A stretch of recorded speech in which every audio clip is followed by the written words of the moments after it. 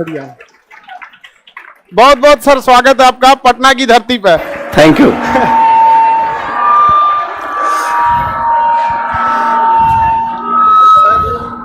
Clubs कर रहे हैं सर भी जो है ना बिहार की धरती के आरा के ही रहने वाले हैं। अब बीपीएससी में चूंकि मेंस ही है सब कुछ 900 में 600 मेरा है, GS1 300, GS2 300, सर का 300। एक लंबा अनुभव सर को, जब बीपीएससी में निबंध नहीं था ना, उससे पहले सर ने न जाने कितने निबंध वगैरह ये सब चीजों को, या टॉप लिस्ट में, मतलब पास वाला नहीं, टॉपर रैंक में, टॉप 3 में लड़कों ने, और व्यक्ति को उन्होंने इस चीज को स्वीकारा भी है। तो अब आप लोग सर से देखिए, समझिए और अनुभव का, ज्ञान का लाभ उठाइए, और एक बार इस चीज में जुड़िए कि हम यही कोशिश करेंगे आप सब लोग के कि अपने अपने क्षेत्र के आप लोग पहले अधिकारी बन के जाइए। ठीक है, ठीक है।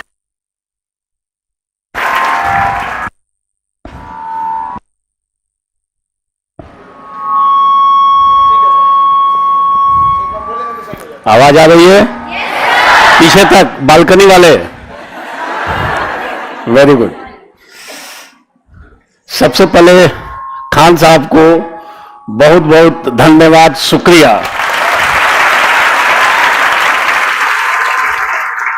मेरी भी जन्मस्थली बिहार है, परंतु पिछले 3 दशकों से, लगभग 30 वर्षों से कर्मस्थली दिल्ली बनी हुई है।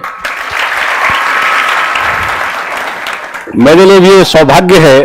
तो देखो, ये मेरे लिए भी सौभाग्य की बात है कि अपने जन्मस्थली बिहार में पहली बार पढ़ाने का अवसर मिलने जा रहा है।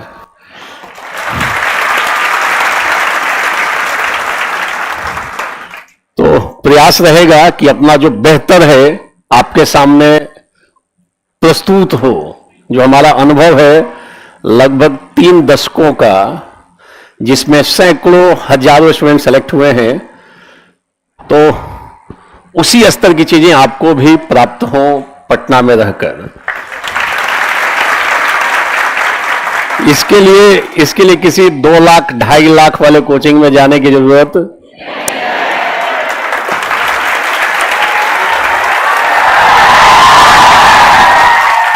उनको जरूरत पड़ेगी इस कोचिंग में आने के लिए।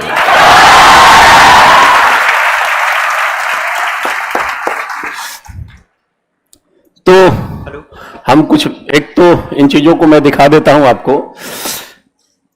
जो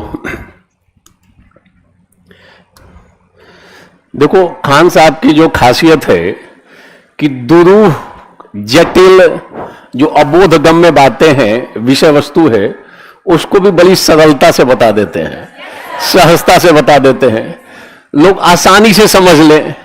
और इस बात के लिए सुविख्यात है पूरे भारतवर्ष में। कोई हो सकता है नापसंद करे, परंतु वो अभी अकेले में इनकी बातों को सुनता है।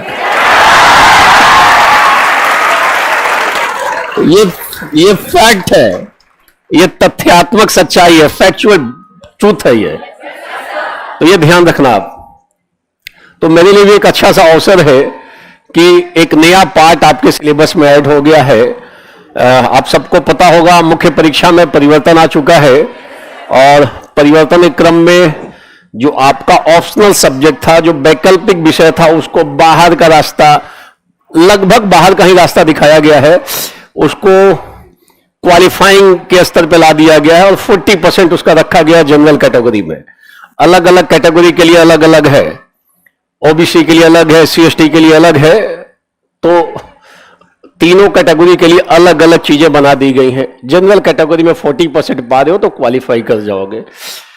फिर भी वहां पे सतर्क रहना है आपको, उसको टेकन फॉर ग्रांटेड नहीं ले लेना है कि इसको हम आसानी से कर लेंगे, क्योंकि वहां से भी एक स्तर के सवाल आ सकते हैं। आपको उस पार्ट्स को लेकर भी सतर्क रहना चाहिए। बट केवल क्वालिफाइंग है, और 40% पाना बहुत टफ टास्क नहीं है। तो अब आपका ध्यान शिफ्ट होगा किसकी तरफ? निबंध की तरफ। और निबंध का पेपर गेम चेंजर होने जा रहा है, ध्यान रखना। भारी विषमता होगी अलग अलग जगहों पे, अलग अलग लोगों में। पहली बार ऐड हुआ है जिनको जिंदगी में कभी न निबंध लिखा है न पढ़ाया है, वो लोग भी आजमाने के लिए आपके ऊपर अपने को तैयार कर रहे हैं। समझ में आ रहा है? अब वो दिखाएंगे कि मैं तो बहुत पहले से निबंध पढ़ा रहा था। बहुत सारे लोग आ जाएंगे और थोड़े अलग रूप और अंदाज में आएंगे, ठीक है? तो हो सकता है कि जो हमारी क्लास शुरू हो तो वैसे लोग जो कहीं पढ़ाने का अभी सोच रहे हैं, इस क्लास को ज्वाइन कर चुका होगा ऑनलाइन। समझ में आ रहा है? तब वो पीछे पीछे चलेगा, वो चाहे सामने कोई हो, क्योंकि ऑनलाइन जा रहा है, बहुत सारे लोग देख रहे हो, तो उनका भी स्वागत है जो आगे भविष्य में पढ़ाने जा रहे हैं, तो कुछ हमसे सीख जरूर लेंगे। समझ में आया? तो इन पक्षों को लेकर चलेंगे। और देखो यहां पे लिखा हुआ है उनके लिए जो बीपीएससी की तैयारी आरंभ कर रहे हैं। ये जो क्लास जो है उन सब के लिए जो बीपीएससी की तैयारी अभी आरंभ कर रहे हैं, शुरू कर रहे हैं, और ये उनके लिए भी है जो कहीं कभी पढ़ चुके हैं, कहीं कभी, उनका भी स्वागत है। कई बार पढ़े हुए लोगों को लोग ज्यादा उनका लेवल बर्दाश्त नहीं कर पाते हैं, तो मैं तो स्वागत करता हूं उनका जो कहीं और आए तो उनको पता चलेगा किस स्तर की अभी तक उन्होंने पढ़ाई की है। ठीक है? तो ये उनके लिए भी है, तो उनका भी स्वागत है। देखो थोड़ा शॉर्ट में मैं हिंट दे देता हूं। खान साहब ने पहले इसकी चर्चा कर रखी है, फिर भी मैं हिंट दे देता हूं। आपका जो बीपीएससी है इसके 3 स्टेप्स है, चरण हैं। जो बिल्कुल पहली बार सोच रहे हैं कि बीपीएससी में क्या होता है, तो उनके लिए इसमें 3 स्टेज है। सबसे पहले पीटी होता है, ऑब्जेक्टिव होगा, एमसीक्यू रहेगा, बहुविकल्पीय प्रश्न रहेंगे, 5 विकल्प में से एक विकल्प का चयन करना होता है, माइनस मार्किंग होती है। क्लियर? ये कौन सा चरण है? एक पेपर होगा जीएस का, 150 प्रश्न, 150 अंक। बोलो ये पार्ट क्लियर है, जिसकी विस्तृत चर्चा खान साहब कर चुके हैं, मैं उस पक्ष में नहीं जा रहा हूं। और क्वालिफाइंग, अब मेंस में जब जाते हो सेकंड स्टेज है ये, जिसमें लिखित होगा, बट वहां पे भी यहां पे क्वालिफाइंग पेपर 2 है। एक हिंदी क्वालिफाइंग है, बोलो। आईएएस में भी हिंदी क्वालिफाइंग है। राजस्थान पीसीएस में हिंदी का नंबर ऐड होता है मेंस में, यहां क्वालिफाइंग है। और दूसरा एक वैकल्पिक विषय है, कितने नंबर का? और अभी इसमें निगेटिव मार्किंग के बारे में कोई सूचना नहीं है, ध्यान रखना, कोई सूचना। तो ये माना जा रहा है कि शायद निगेटिव मार्किंग न हो, परंतु कमीशन आगे कर सकता है। इससे, इस संभावना से आप इनकार, वर्तमान स्थिति है, कोई गाइडलाइन नहीं है नेगेटिव मार्किंग का। Is it clear? ये पार्ट है। देखो जो मुख्य लड़ाई है वो कहां पे है? मुख्य परीक्षा में। मुख्य परीक्षा में जो अब पेपर बचते हैं 2 सामान्य अध्ययन के। कितने पेपर हैं? और एक कौन सा हो गया? निबंध 300 नंबर का, और 1 से अधिक निबंध पूछे जाएंगे। अभी कमीशन ने, बिहार लोक सेवा आयोग ने इस बात की स्पष्टता नहीं की है कि कितने निबंध पूछे जाएंगे, बट संभावना यह है कि 3 निबंध पूछ ले। हो सकता है 4 भी हो जाए। 4 होगा तो 75 नंबर प्रत्येक का रहेगा, और 3 रहेगा तो 100 नंबर। यूपी पीसीएस में, उत्तर प्रदेश लोक सेवा आयोग में 3 निबंध पूछा जाता है, 50-50 नंबर का। प्रत्येक के लिए 700 शब्द निर्धारित है। कितने शब्द? 700। तो यूपी पीसीएस 3 घंटे का पेपर लेता है निबंध का, उसमें आपको लगभग 2100 शब्द लिखने हैं। कितने? 2100। सारे लोग बोलो कितने? 2100। और यूपीएससी जो लेती है निबंध का पेपर, वो 250 नंबर का लेती है। आईएएस में 125 नंबर का एक, 125 नंबर का दूसरा, 250 नंबर। कितना नंबर? और वहां एक निबंध लिखना है 1000 से लेकर 1200 शब्दों के बीच में। तो कुल मिलाकर आईएएस में लगभग 2400 शब्द लिखे जा रहे हैं। कितने शब्द? 2400। अब 2200 से 2400 शब्द लिखोगे। ये सब बारीकियां जानना, क्योंकि आप निबंध में घुस रहे हो, प्रवेश करने जा रहे हो। तो यहां पर भी जब निबंध आएगा तो आप मान के चलो कि 2200 से 2400 शब्द लिखने की स्थिति बनेगी। कितनी? इससे ज्यादा लिखोगे ना तो कठिनाई पैदा हो जाएगी, क्योंकि निबंध में सोचना भी पड़ता है, एक रफ काज भी करना पड़ता है, उसके लिए भी टाइम निकलता है। ध्यान रखना, अगर आप आईएएस का देखोगे तो फर्स्ट पेपर में आईएएस में लगभग 3500 से 4000 शब्द लिखना है। 250 नंबर में कितने शब्द? और 3 घंटे का पेपर, 3 घंटे में 4000 शब्द। और वही आईएएस यूपीएससी का जब एग्जाम निबंध का हो रहा है तो यूपीएससी कह रही है 2400 शब्द लिखो। समझ में आ रहा है? तो लगातार खूब जम के लिखना नहीं है, बल्कि सोचना भी पड़ेगा बीच बीच में। तो इसलिए कम शब्दों की स्थिति उभरी है। ये ध्यान रखना आप, ये छोटी छोटी बारीकियों को बिल्कुल तरीके से आत्मसात करना, दिमाग में बैठाना। समझ में आ रहा है? और बीच में थोड़ा नोटिंग कर लेना कि इतने शब्द पूछे जा सकते हैं। वैसे कमीशन बीपीएससी मुझे लगता है शीघ्रतापूर्वक स्पष्ट कर देगी कि कितने निबंध हैं और कितने शब्दों में लिखना है। हमने औसत बताया यूपीपीसीएस का, उत्तर प्रदेश लोक सेवा आयोग का, जहां 3 घंटे में 2100 शब्द लिखा जा रहा है। यूपीएससी में 3 घंटे में 2200 से 2400 शब्द लिखा जा रहा है। तो उम्मीद है कि आपके इस पेपर में भी लगभग 2200 से 2400 शब्द लिखने पड़ेंगे। तो अगर 3 निबंध होगा तो 8-800 का 3। ये सुनो, ये ध्यान रखना, औसत ये होना चाहिए। अगर विवेक पूर्वक बनाया जाए तो उन चीजों को ध्यान में रखकर। क्लियर है? 3 या 4 खंड हो सकते हैं। अगर 4 सवाल होगा, बैठिए, 4 सवाल होंगे तो फिर 75 नंबर का बन सकता है एक सवाल। अगर 4 निबंध होगा तो 75 नंबर, और अलग अलग विषय वस्तु होंगे। ये ध्यान रखना। हम अभी आएंगे इसमें विस्तार पे। अपना मुख्य बल इसी को देना है। अच्छा, हमारे कुछ छात्र जो यहाँ बिहार कैडर में हैं, मैंने उन्हीं लोगों को दिखाने का प्रयास किया जो बिहार कैडर में हैं, जो प्रत्यक्ष या परोक्ष रूप से अपने साथ, अपने क्लासरूम के पाठ से या प्रत्यक्ष परोक्ष रूप से हमारे साथ जुड़े रहे। ये अभी पटना के वर्तमान डीएम हैं। ये दिखा रहा हूं तो ऑनलाइन भी जा रहा है, ध्यान रखना। हो सकता है कि कोई उनको भी फॉरवर्ड करे कि देखिए आपका नाम ये ले रहे हैं। संभव है कि नहीं? तो चंद्रशेखर सिंह रहे हुए, दयानिधान पांडे भी रहे, फिलॉसफी में हमसे कुछ पक्षों में ये जुड़े रहे अपने साथ साथ। ये चंद्रशेखर सिंह कई पक्षों में जुड़े हुए थे। इनका नाम जरूर सुना होगा आपने। ये पूरी तरीके से, पूर्ण रूप से केवल मैं फोटो छापता हूं। रिक्शा चालक का बेटा बना कलेक्टर, केवल मेरे संस्थान से फोटो निकलता है, और मुझे लगता है हैंड रिटन स्टेटमेंट भी केवल मैं छापता हूं।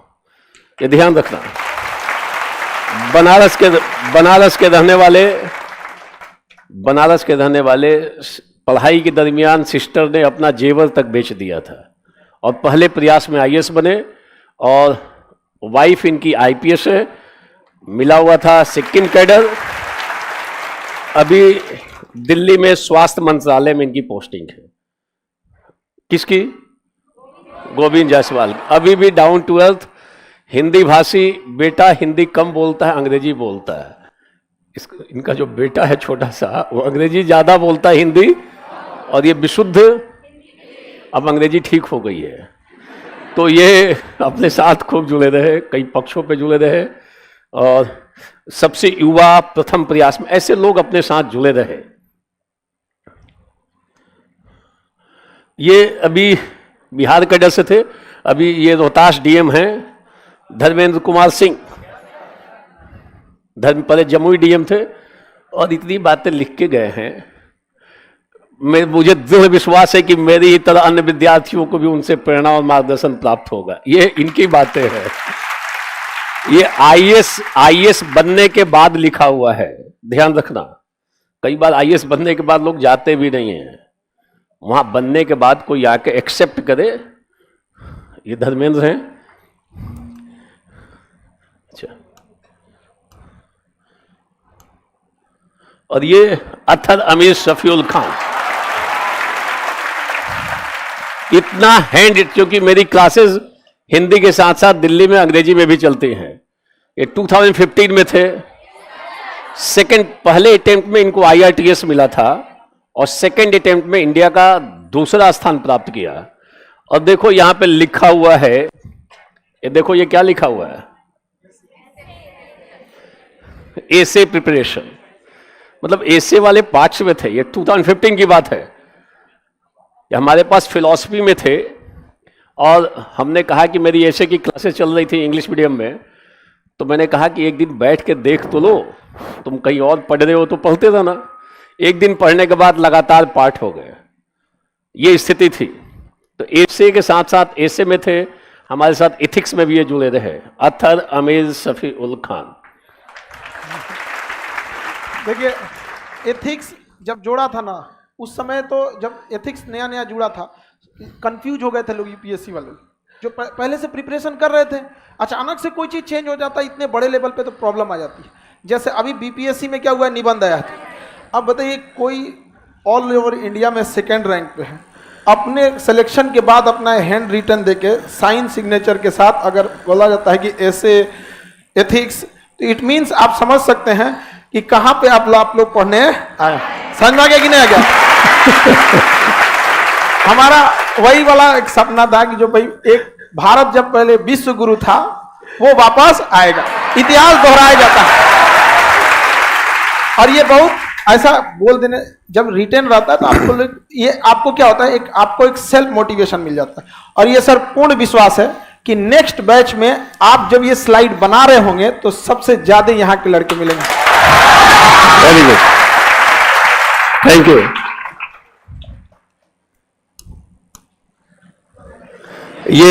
ये भी पीछे खगड़िया डीएम थे आपके, मनोज कुमार सिंह। एसएससी में इनका सिलेक्शन था, मुंबई में पोस्टिंग थी, पहली बार एसएससी की नौकरी से छोड़कर आए और पहले प्रयास में सीधा IAS और बिहार कैडर मिला इनको। पीछे खगड़िया डीएम थे, अभी ये दिल्ली में इनकी पोस्टिंग है, किसी कैबिनेट मिनिस्टर के साथ साथ ये हैं ये मनोज कुमार सिंह। ये भारत का युवा सफल अभ्यर्थी, इतना लाइन लिख के गया। होने के बाद बढ़िया नंबर आया इनको, जिस पार्ट्स को मैंने पढ़ाया। और ये दीपक आनंद यहाँ पे आपके पहले, यहाँ पे अभी जो म्यूजियम के हेड जो हैं, पटना म्यूजियम, अवसर विशेष पे प्रयास करूंगा आप लोगों से मुलाकात हो। और ये मिथिलेश मिश्रा भी हैं, IAS हैं, IPS हैं, IAS। और यहाँ पे आप पीछे बांका डीएम थे शायद, पीछे बांका डीएम थे। और इतनी बातें लिखकर प्रयास करूंगा अवसर विशेष पे ऐसे लोगों की उपस्थिति रहे। अब जब बिहार आना हो ही गया है तो कुछ उपस्थिति अलग तरीके से दर्ज भी हो। क्लियर है? और ये अपने भानुचंद्र गोस्वामी हैं, अभी पीछे प्रयागराज डीएम थे। इतनी बातें अपने फेवर में, बताने का है कि ट्रैक रिकॉर्ड भी देख लिया करो। समझ में? ये तो मैं उन लोगों को बता रहा हूं जो अभी बिहार से प्रत्यक्ष परोक्ष रूप से जुड़े हुए हैं। अलग अलग स्टेट्स में तो अलग अलग बहुत सारे लोग हैं। क्योंकि बीपीएससी है तो आपको इसलिए, ताकि इतने लोग तभी बिहार में हैं। और बिहार को सोचिए, हिंदुस्तान के पूरे राज्य में अभी एक राज्य की चर्चा हो रही है। पता चला अगर हर स्टेट का कैडर वाइज कैडर होने लगे तो 1-1.5 क्लास तो इसी में निकल जाए। बहुत है। अच्छा, इस पे देखो आप, ये जो सिलेबस ऐड हुआ है 300 अंक का, 3 घंटे का, ये बीपीएससी मुख्य परीक्षा में नया बदलाव है। देखो, बदलाव जरूरी भी था।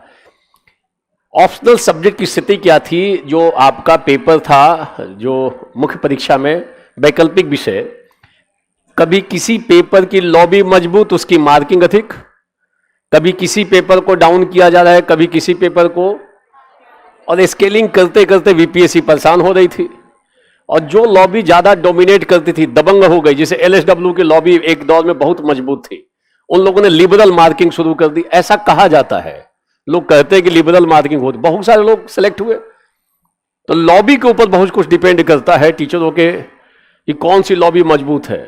तो अब इससे परेशान होकर बीपीएससी ने निर्णय लिया कि इसको उठा के वहां से क्वालिफाइंग कर देते हैं। ये बात इतने लोग, आप लोग तक पहुंच ही नहीं पाती है कि क्यों कोई सब्जेक्ट स्कोरिंग होने लगा और क्यों अचानक कोई सब्जेक्ट जिसको मुख्य धारा का था ही नहीं, अचानक से बीपीएससी में होल्ड लग गई एंथ्रोपोलॉजी लेने की और एलएसडब्ल्यू की, अचानक से क्यों होने लगा? आप लोग उतना लेवल तक सोचे नहीं पाते हैं। समझ में आ रहा है कि नहीं आ रहा है? सारा तांडव खत्म हो गया, जाओ वो ऑब्जेक्टिव हो गया और ठीक हो गया एक तरीके से। अब आ जाओ, क्योंकि अब तो जो निबंध है, निबंध में सबसे ज्यादा जरूरी मौलिकता है। आप चाहे जितना पढ़ के जाओगे वहीं पे आपको लाइन क्रिएट करना पड़ेगा। ये वैसा नहीं है कि बिरसा आंदोलन, मुंडा आंदोलन, बिरसा मुंडा का आंदोलन पढ़े, उनके बारे में आपने पढ़ा, उठा के सीधे सीधे छाप दिया। संथाल विद्रोह पढ़ा, सीधे सीधे आपने, तो ये स्थिति निबंध में तो नहीं होने जा रही है। तो आपका लेखन अभ्यास बहुत जरूरी हो जाएगा। किस पाठ में? ये आपकी मौलिकता की पहचान कर लेगा, कितना आप ठीक से लिखने की प्रैक्टिस किए हो। और कुछ भी सवाल संभव है इसमें जिसको आप एक्सपेक्ट भी नहीं कर सकते हो, ऐसा सवाल भी संभव है, ध्यान रखना। इस क्रम में मैं कुछ बातों को बता रहा हूं, ये ध्यान रखना। ये तो ऑलरेडी हम लोग देख चुके हैं। नेक्स्ट होगा सर।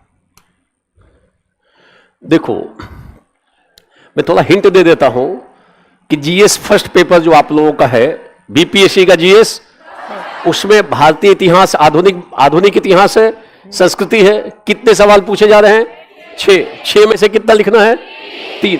तो आप देखो 6 में से 3 लिखना है। एक साइड यहां पर देखो, अर्थव्यवस्था में 4 पूछा जा रहा है और 4 में से, तो यहां ज्यादा तरीके से तैयारी करनी पड़ेगी। थोड़ा भी छोड़ोगे फंस जाओगे। ठीक है, एक बार की बोल रहे हैं, ठीक है। दूसरा है कि राष्ट्रीय और अंतर्राष्ट्रीय महत्व की जो घटनाएं हैं, यहां पे कितने प्रश्न पूछे जा रहे हैं? 5 में से 3 लिखना है। देखो, विकल्प कम कर रहा है, इतिहास में विकल्प उन लोगों ने ज्यादा दिया है। अगर आपने पूरा 100% नहीं भी पढ़ा हो, फिर भी आपको 6 में से 3 लिखना है ना, बोलो। तो वहां थोड़ा बहुत रिस्क ले सकते हो, बट यहां पे रिस्क लोगे, अर्थव्यवस्था में आप रिस्क लोगे यहां पर, तो फंस जाओगे विज्ञान प्रौद्योगिकी और इसमें। ये लड़का नहीं समझ पाता था। यहाँ पे हिस्ट्री में क्या होता था, आप लोग ना प्राचीन 2 महीना प्राचीन, 2 महीना मध्यकालीन और 2 महीना आधुनिक। अरे भैया, आपको 6 क्वेश्चन देगा। अगर गट्स के साथ इतना बोल सकते हैं ना कि आप एक खंड भी छोड़ देते हैं ना, तो भी 3 का 3 बना सकते हैं।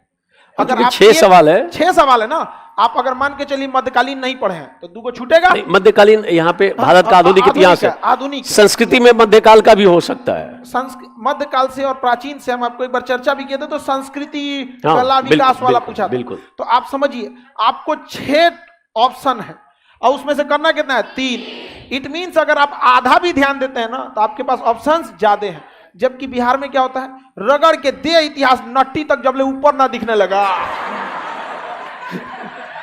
अरे सर, आप परेशान। हम यहाँ जब शुरू में देखें, हम जब शुरुआत में लड़कों से ये कहें कि बाबू ये सब पे उतना नहीं ध्यान दो, उल्टे हमको बोलने लगा। रीजन क्या है कि पूरा ट्रेंड चल रहा था। अर्थवेद के 5वें अध्याय के 7वां श्लोक पे 5वां पेज नंबर पे यही लिखल है। अरे बाप हो बाप, पगला जाएगा वहां। एकदम पूरा कोच के उसको, सिंधु सभ्यता में 4 को खटिया, 1 का पाया टूटल था। सर, हम दंग रह गए। सर, पूरी उसी की संख्या ज्यादा थी, हम लोग उसका विरोध करते हैं, हम लोग का लोग विरोध करने लगा था। और इवन कुछ शिक्षक लोग भी कहने लगे। हम कह देखिए, सब चीज अपने जगह पे, जो नंबर पूछ रहा है एटलीस्ट उसके साथ नहीं धोखा दे। ऐसा काम करके जाइए, विद्यार्थियों को इतनी सेवा करके जाइए, जाने के बाद देवता भी ताली बजाएगा, आ रहा है बढ़िया आदमी, आ रहा है। तो ऐसा नहीं। हम मैप जब पढ़ा रहे थे सर, मानचित्र कम विरोध हुआ था मेरा, और आज विरोध का नतीजा है कि दूसरा कोई मैप अब पढ़ाने की वो नहीं करता। नहीं तो लड़का फिर पूछेगा, कहा सर आप ही तो विरोध कर रहे थे, आप भी आने लगे। तो ये चीजों को समझिए, यही सब एनालिसिस है जो यहाँ, जो जिसको समझने के लिए आपको 2 लाख 3 लाख रुपए फीस दिया जाता था। अब आप बताइए, यहाँ पे इकोनॉमिक्स में 4 क्वेश्चन है और 3 उसमें बनाना ही है आपको। इट मीन्स आपको हर सेक्टर का पहुंच होना चाहिए, हर एक सेक्टर का मजबूती से। और हम ये पहले भी किए थे ये सब एनालिसिस। समझ में आ रहा है कि नहीं आ रहा? कॉन्फिडेंस आ रहा है? और देखो यहाँ पे रुक के हंसी भी आ जाती है, और हंसना और मुस्कुराना केवल मनुष्य की विशेषता है। कई मामलों में हम लोग और पशु बराबर हैं। रोता हुआ पशु दिख जाएगा, चिल्लाता हुआ पशु दिख जाएगा, हंसता हुआ पशु, हंसना मनुष्य की, फिर भी लोग हंसते हैं तो लोग पूछ लेते हैं कि हंसते क्यों हो, है कि नहीं? तो एक बार जोर से ठाकेबाजी कर लो। ये स्वाभाविक, देखो जो आप हंसते हो तो आपके भीतर पॉजिटिव हार्मोन्स रिलीज होते हैं, पूरे आपके बॉडी के लिए और मानसिक शांति के लिए आवश्यक है। नहीं तो आज की दुनिया में इतना तनाव है, दबाव है, आप भले ही परिवार के साथ रहते हो परंतु व्यक्तिगत जीवन में आप सब लोग अकेले हो, आपकी अपनी समस्याएं हैं, प्रत्येक की अपनी समस्या है, वो उससे जूझता है। और वैसी स्थिति में थोड़ी अगर हंसी हो जाए तो रिलैक्स मिलता है। और खान साहब निसंदेह इस मामले में अद्वितीय हैं।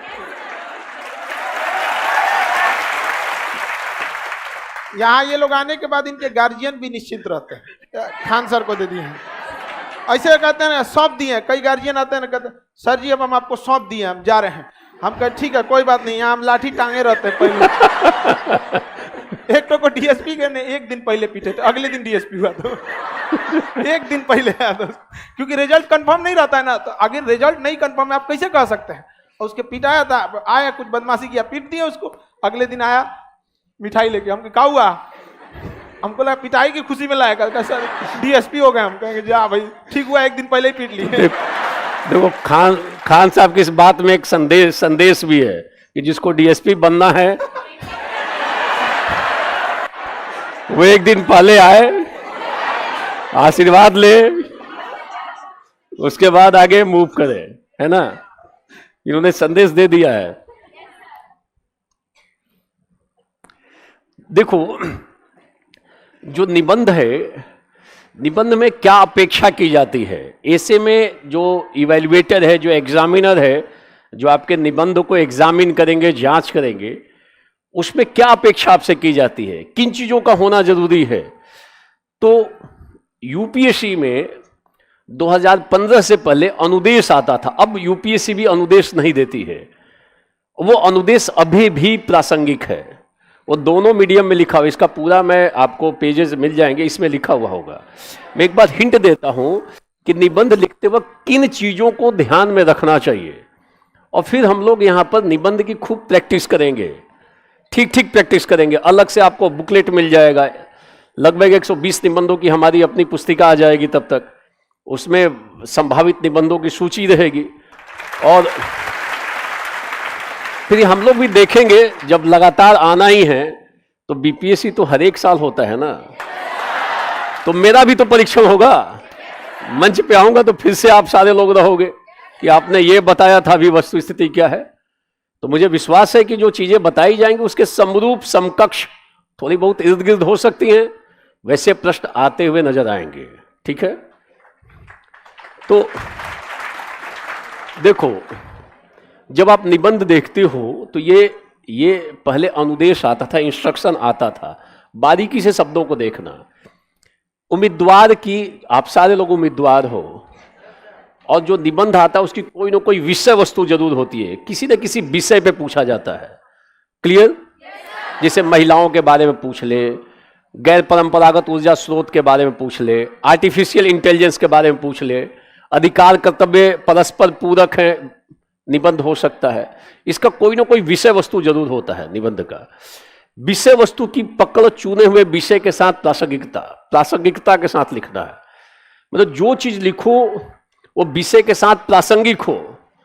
कई बार हम कोई चीज पढ़ के जाते हैं और सवाल कुछ और पूछा, फिर भी हम उसको लिख डालते हैं, प्रासंगिक नहीं है, फिर भी उसको, क्योंकि पढ़ के गया है, कहीं ना कहीं से घुमा फिरा कर लिखना है। अभी देखो इसके आगे मैंने इसको इंडिकेट किया है, यहां पे देख लो। अच्छा ठीक है, फिर से देख लेते हैं। देखो प्रासंगिकता का मतलब क्या है कि आप जो भी निबंध में लिखोगे, जो निबंध की विषय वस्तु है उससे प्रत्यक्ष या परोक्ष रूप से, डायरेक्टली और इनडायरेक्टली कनेक्टेड होना चाहिए। ऐसी चीजों को नहीं लिखोगे जो उससे सीधा संबंध नहीं रखता हो, क्योंकि निबंध में आपको किसी एक विषय वस्तु पे 700-800 शब्द लिखना है, तो आपको उस विषय संबंधित सारी बातों को, जो जरूरी है, जो प्रासंगिक है, जो अपरिहार्य है, जो होना चाहिए, उसका उल्लेख करना है आपको, प्रासंगिक बातों को। जैसे कई बार कहा जाता है कि एक बच्चे को गुरुजी ने पढ़ा दिया कि क्रिकेट मैच पे पक्का निबंध आएगा। बच्चे ने रट लिया क्रिकेट मैच, जब गया एग्जामिनेशन हॉल में तो मिल गया रेल यात्रा। पढ़ के गया था क्या, और आ गया, उसने बुद्धि लगाया, बोला कि रेल यात्रा की शुरुआत हुई पटना जंक्शन से, ये सुनो, अब बक्सर तक जाते जाते ट्रेन में खराबी आ गई, और खराबी जैसे ही आई बगल में खेल का, अब मैदान में क्रिकेट शुरू।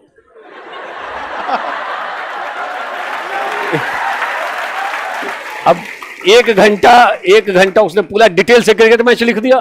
हाँ। और फिर कहा कि तब तक रेल ठीक हो गई, हम लोग गंतव्य के लिए रवाना हो गए। रेल यात्रा पे निबंध पूरा। बड़ी गहनता से सुन रहे हो। हम लोग आराम। क्लास 2 में पढ़ते थे, तो उसमें छोटा छोटा निबंध लिखने के लिए आया था, तो लिखा था गाय। हम लोग याद करके गए थे गाय पर निबंध लिखने के लिए। तो एक हमारे दोस्त साहब था, वो भी गाय पे पूरा रट के गए थे लोग गाय पे। आ गया एग्जाम में कि पिताजी पर निबंध लिखो, और उसमें एगो लिख दिया पिताजी की लंबी पूंछ होती है। 2 3 पूरा लिख दिया था, 4 पैर होते हैं, 2 सींग होते हैं, बस गाय की जगह पिता लगा के लिख दिया। अच्छा, क्लास 2 के लड़का को क्या समझ में आ रहा है उतना।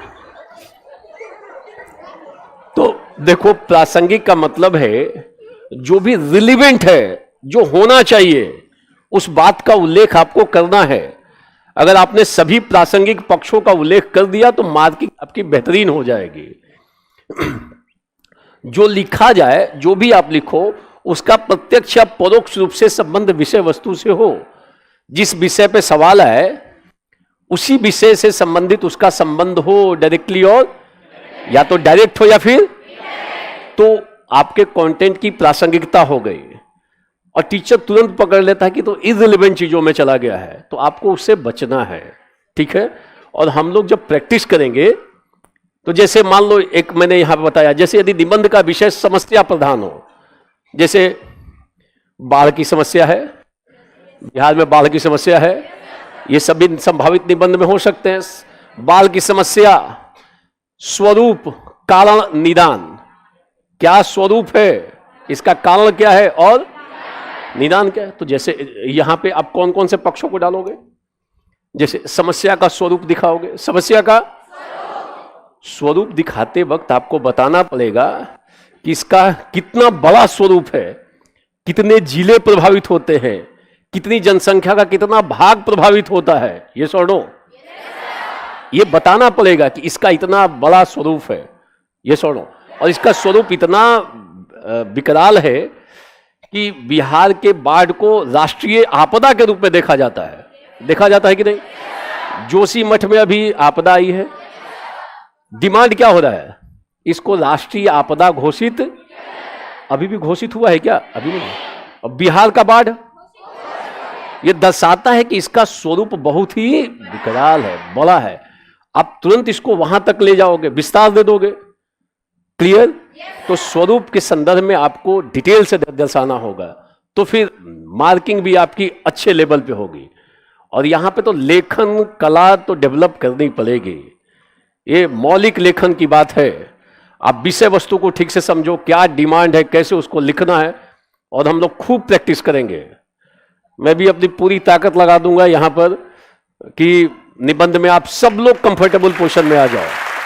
प्रैक्टिस करेंगे यहीं पे ही, हम तीनों पक्षों की प्रैक्टिस करा देंगे। भूमिका, प्रस्तावना कैसे लिखो, मध्य भाग का विस्तार कैसे दो, जो लास्ट में उपसंहार लिखा जाता है उसको कैसे लिखना चाहिए। हम तीनों खंडों की अलग, केवल प्रस्तावना की प्रैक्टिस 3-4 दिन करेंगे, 4-5 दिन करेंगे, 25-30 प्रस्तावना लिखेंगे यहीं पर ही, सब लोग लिखोगे। उसके बाद हम मॉडल, उसका एक आंसर देंगे कि हाँ देखो प्रस्तावना में ऐसा हो सकता है। फिर मध्य भाग की प्रैक्टिस कर लेंगे, क्या होना चाहिए, कंटेंट आपके पास, सामग्री आपके पास रहेगी, पढ़ के आओगे। और फिर लास्ट में हम लोग देख लेंगे कैसे कंक्लूड करना है आपका, मतलब अगर आप निबंध को अंत कैसे कर रहे हो, ये सब बहुत ध्यान रखने वाली बातें हैं। ये निबंध है, ये कोई आर्टिकल टाइप की चीज नहीं है, एसे है ये। और चीजों से ऐसे लिखने में अंतर आता है। क्या अंतर आता है, विस्तार से चर्चा करेंगे। तो ये बात आपका होना चाहिए। जैसे समस्या का स्वरूप बताओगे, समस्या का प्रभाव बताओगे कि जीवन के विभिन्न क्षेत्रों तथा सामाजिक क्षेत्र पर, आर्थिक क्षेत्र पर, राजनीतिक क्षेत्र पर, राष्ट्रीय क्षेत्र पर कोई भी समस्या हो तो बताओ इसका प्रभाव कहां कहां पड़ता है। आपका बाढ़ आता है, पूरे बिहार की जो बुनियादी ढांचा है तहस नहस हो जाता है। होता है कि नहीं होता है? सड़कें ध्वस्त, पुल ध्वस्त, रेल परिवहन, संचार व्यवस्था, तो बुनियादी ढांचा एक तो वैसे ही यहां पर कठिनाई है आर्थिक रूप से, और दूसरा बुनियादी ढांचा हर एक साल क्या हो रहा है, किसके कारण? ये विडंबना है ना कि एक साथ बाढ़ भी आ रहा है और 1-2 साल पे सूखा भी पड़ रहा है। तो ऐसा राज्य जहां बाढ़ भी आ रहा हो, और तो बाढ़ के समय अगर हमने जल संचय ठीक से कर लिया तो सूखे से निपट सकते हैं। तो ये बातों को ठीक से जानना पड़ेगा। आप इन बातों को ज्योग्राफी में भी पढ़ोगे, बिहार का भूगोल पढ़ना होगा, बट हम लोग यहां पिन पॉइंट एकदम स्टेप वाइज 1, 2, 3, 4 क्रमिक रूप से देखेंगे, उन बातों को बारीक से देखेंगे। ज्योग्राफी में ज्योग्राफी के हिसाब से आप पढ़ेंगे, मतलब ज्योग्राफी का पूछने का तरीका एक अलग हो जाता है और निबंध में पूछने का तरीका अलग हो जाता है। अभी आप लोग को आइडिया लग गया होगा। अभी तो आप लोग बहुत 5 मिनट पहले चिल्ला रहा होगा, सारे बाढ़ पे लिखिए देंगे। अरे एक पन्ना में खत्म हो जाएंगे, एक पेज में खत्म हो जाइएगा। आपको कौन जिला प्रभावित होता है, कौन कौन सी समस्याएं आती हैं, एक बार सबसे आपको ना ढांचा मिल जाएगा कि हाँ इसमें ये चीजों को भरना है, तो आपका ना दिमाग थोड़ा सा खुलेगा। अभी आपको ना आधे घंटे के क्लास में कुछ कुछ आइडिया लग गया होगा कि कहाँ थे और कहाँ जाना है। समझ में आ गया कि नहीं आ गया? लाइन में कर रहा है सर, मेरा तो हो गया। आप कुछ ज्यादा ही कॉन्फिडेंस में आ गया, ऐसा कैसा हो गया, मेरा हो गया। आप नहीं, प्रैक्टिस करना पड़ेगा, सबको प्रैक्टिस करना पड़ेगा। मैं चाहे बता लूं आपको ये समझ में आ जाए, जब तक राइटिंग प्रैक्टिस नहीं करोगे ना तब तक सुधार नहीं होगा। और सबको करना पड़ेगा, रटने से बचो। यहां राइटिंग स्किल डेवलप कर लोगे, मैं उस पर भी क्लास ले लूंगा कि कैसे अपनी राइटिंग स्किल को इफेक्टिव बनाओ। आपको एक लाइन पता हो, एक लाइन पे 4 लाइन लिख सकते हो, कोई रिपीट नहीं होगा। जैसे मान लो ये बोर्ड है, एक छोटा सा मैं एग्जांपल बता रहा हूं। मैं पूछूं बोर्ड के बारे में एक लाइन बताओ, बोर्ड क्या है? बोर्ड क्या है? आयताकार है, तो हम बोल सकते बोर्ड त्रिभुजाकार या गोलाकार ना होकर क्या है। हम नोट में 50 लाइन सही सही बोल सकते हैं। हम बोल सकते हैं बोर्ड जो है ना ये सफेद नहीं है, क्या है, ब्लू कलर का भी दिख रहा है, काला नहीं है, हरा नहीं है, पीला नहीं है, लिख सकते हैं कि नहीं? लाइन सही है कि नहीं? तो कई बार हमारा जब कंटेंट कम पड़ता है हम निगेटिव में चले जाते हैं। हम उसको इस तरीके से भी लिख सकते हैं, भारत में राजतंत्र नहीं है, भारत में धर्मतंत्र नहीं है, बल्कि क्या है, उधर घुमाने में कोई दिक्कत है? भारत में अध्यक्षीय शासन प्रणाली न होकर कौन सी है? याद तो केवल संसदीय शासन प्रणाली है, बट घुमाने में क्या दिक्कत है? कोई टीचर काट देगा क्या? तो अपने एक लाइन को हम 3 लाइन बना सकते हैं और कहीं कटेगा भी नहीं। थोड़े से प्रैक्टिस से आप ट्रैक पे आ जाओगे, अब एक नया सुधार पाओगे। कई बार लोग क्लास में जाकर केवल कंटेंट नोट करते हैं। अब क्लास में जाओ तो कुछ चीजों को परिवर्धित करो, कुछ नया सीखो, जीवन में कुछ वैल्यू एडिशन हो। हमारे पास आए हो तो कुछ केवल ये नहीं कि पेज भर लिया और चले गए, तो फिर तो जीरोक्स करा लो। आपके भीतर कुछ परिवर्तन हो, लेखन शैली विकसित हो जाए, आपके थोड़ा सोचने का ढंग परिवर्तित हो, परिष्कृत हो, कि आप इफेक्टिव तरीके से लिखो। और हम प्रयास करेंगे। अभी तो एक शॉर्ट नोटिस में इन्होंने कहा, परसों दिन मैं तो था जयपुर में, तो शॉर्ट नोटिस पे हुआ कि यहाँ अनाउंसमेंट हो चुका है। फिर 2 दिन के बाद फिर मैं जयपुर में रहूंगा, हमारी क्लास थी, तो चूंकि अपने हैंड में थी क्लास, उस वो वहाँ पे हम अपने अकॉर्डिंगली मूव कर सकते थे। तो वहाँ पे फिर हमारी 21 से 22 से हमारी क्लासेस लगी हुई हैं। जयपुर में हमारा अपना सेंटर है। देखो, फिर समस्या का कारण बता दोगे। जब एक बार कारण बताओ तो पूरा कारण बता दोगे। जैसे मान लो बिहार में बाढ़ है, तो यहां पढ़ लोगे ना तो आप ज्योग्राफी में भी वैल्यू एडिशन करोगे। पढ़ना वहां पर डिटेल से। बाढ़ का कारण मैं पूछ लो, बाढ़ का कारण बोलो। एक तो हिमालय, जो नेपाल से जो नदियां आती है, कोसी है, उसमें सबसे ज्यादा खतरनाक कोसी है। अतिवृष्टि, ज्यादा वर्षा, बोलो। तटबंधों का टूटना, दरार आना, बांधों और तटबंधों का टूटना एवं दरार आना, टूट भी सकता है, दरार भी आ सकता है, ये छोड़ो। तो ये सारी चीजें हैं। नदी में गाद का जमा हो जाना, बोलो। प्रॉपर कोऑर्डिनेशन का अभाव, समन्वय का अभाव, तालमेल का, किसके बीच तालमेल का अभाव? एक तो सरकार की विभिन्न एजेंसियों के बीच, राज्य सरकार की विभिन्न एजेंसियों के बीच तालमेल की कमी, बाढ़ का दुष्परिणाम ज्यादा भुगतना पड़ता है। और राज्य और केंद्र सरकार और राज्य सरकार की एजेंसियों के बीच भी तालमेल की कमी है कि नहीं कमी? जिसके कारण उसका प्रभाव बढ़ जाता है, बोलो। तो हम उसको रोक सकते हैं, कम, उसके प्रभाव को कम कर सकते हैं। रोकना तो मुश्किल काम है, परंतु उसके प्रभाव को जितना वो विनाश करता है, हम विनाश की मात्रा को कम कर सकते हैं, ये छोड़ो। तो कारण में बहुत सारे कारण आएंगे, उन कारणों को देखेंगे। समस्या को दूर करने के लिए किए गए प्रयास, क्या क्या किया गया और क्या क्या किया जाना, लास्ट में ये आएगा, क्या किया जाना। तो उन चीजों को लिखोगे, कुछ नवाचार बता दोगे। जैसे एकदम नवाचार में कर सकते हो कि हम नदी जोड़ो कार्यक्रम को ला सकते हैं कि नहीं, ला सकते हैं कि नहीं बिहार में? और ऐसा होगा तो सूखे के समय भी हम लोग सूखा से पीड़ित नहीं रहेंगे, बाढ़ का भी लाभ, बोलो, ले लेंगे। तो हम यहां जो पढ़ेंगे उसका लाभ वहां पर भी देखेंगे, बोलो। इन चीजों को देखेंगे। यहां पर हमारे लिए भी चैलेंज है। देखो, बिहार से संबंधित है, तो आपको जब लिखते वक्त ऊपर में जब लिखोगे तो सारी चीजों को डिटेल से बताओगे, कौन कौन से जिले प्रभावित हैं, उत्तर बिहार कौन कौन से नदियों से प्रभावित हो रहा है, जो सेंट्रल मध्य बिहार है, यहां पे दूसरी नदियां बाढ़ का कारण बन रही हैं। अब पटना में भी बाढ़ आता है, पटना में बाढ़ का कारण कोसी नदी है क्या? सर क्यों हिला रहे हो? कोसी नदी का पटना में बाढ़ आता है क्या? तो यहां बाढ़ का कोई और नदी कारण बन रही है वहां पे। तो अगर आप लिखते वक्त उत्तर बिहार में जो प्रभाव जा रहा है, नेपाल की नदियां अलग एरियाज में प्रभाव डाल रही हैं, मध्य बिहार में सोन गंगा अलग बिहार प्रभाव डाल रही हैं, तो आप अगर बांट के दिखा दोगे तो फिर तो आंसर में जान आ जाएगा, निबंध में जान आ जाएगा। यही काम करना होगा। अब इसी चीज को जब भूगोल में लिखोगे तो नक्शा बना के, बिहार का नक्शा बनाओ, मैप बना के दिखाओ कि इस एरिया में इस नदी के कारण हो रहा है, मध्य भाग में इसके कारण हो रहा है, ये छोड़ो, अलग अलग इलाकों में। यहां पे निबंध में मैप, ज्यादा चित्र वगैरह बनाने की बात नहीं होती है, सामान्यतः इसको मना किया जाता है। कहां पर? निबंध आदि में। ठीक है, चीजों को देखेंगे। ठीक हो, नहीं तो जाके रच के आता सब, फुल मूड में था तो बिहार का नक्शा बनाएंगे, चारों नदी बनाएंगे। देखो, रचनात्मक तरीके से सोचने की योग्यता, निबंध में हमेशा रचनात्मक तरीके से सोचने की योग्यता चाहिए। कंस्ट्रक्टिव रहो, निगेटिव टाइप से मत लिख दो। आतंकवाद भी लिखोगे ना तो वहां पे भी लास्ट में दिखाओगे कि हम इसे खत्म कर सकते हैं, हम इसे दूर कर सकते हैं, हम इसको कंट्रोल कर सकते हैं, हमें ये काम करना चाहिए। हम ऐसा नहीं लिख देंगे कि ये तो महिषासुर की भांति लगातार बढ़ता जा रहा है, इसके प्रभाव को हम लोग खत्म नहीं कर सकते हैं, चाहे कुछ भी कर लें।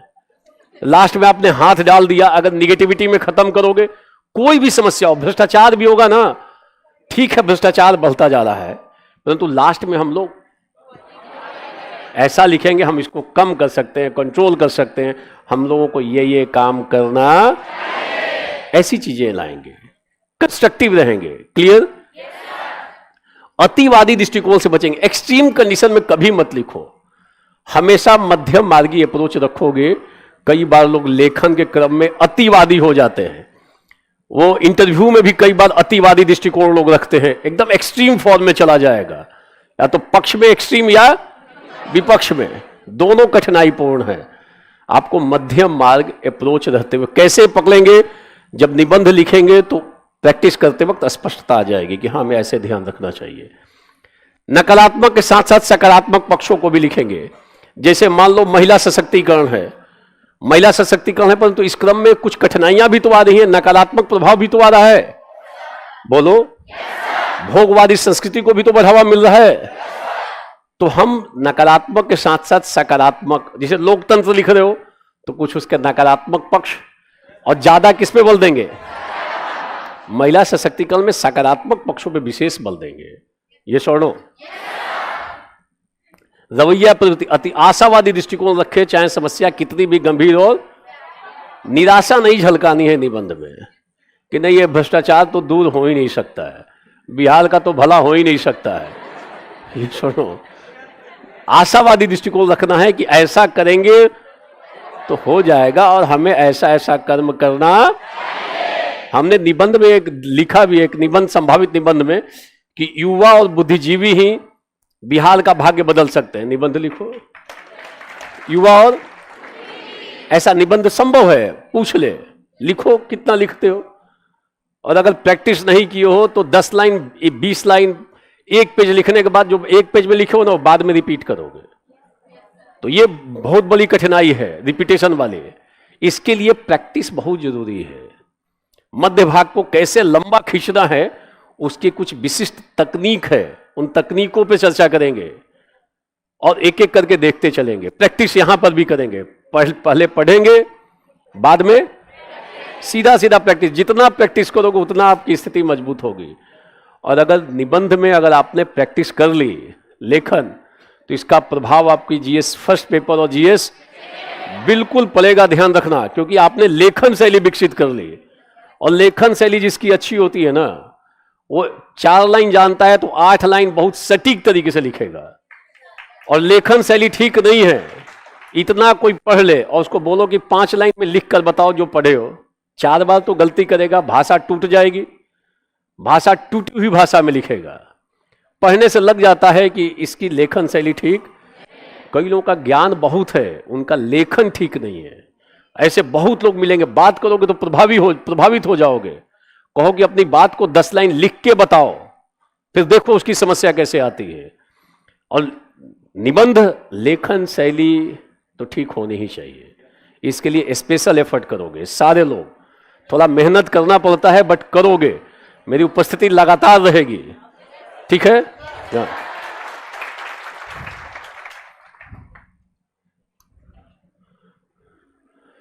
देखो, व्यर्थ में विस्तार न दे, एक ही बात को बार बार बदलते हुए, ये निबंध की सबसे बड़ी कमजोरी होती है।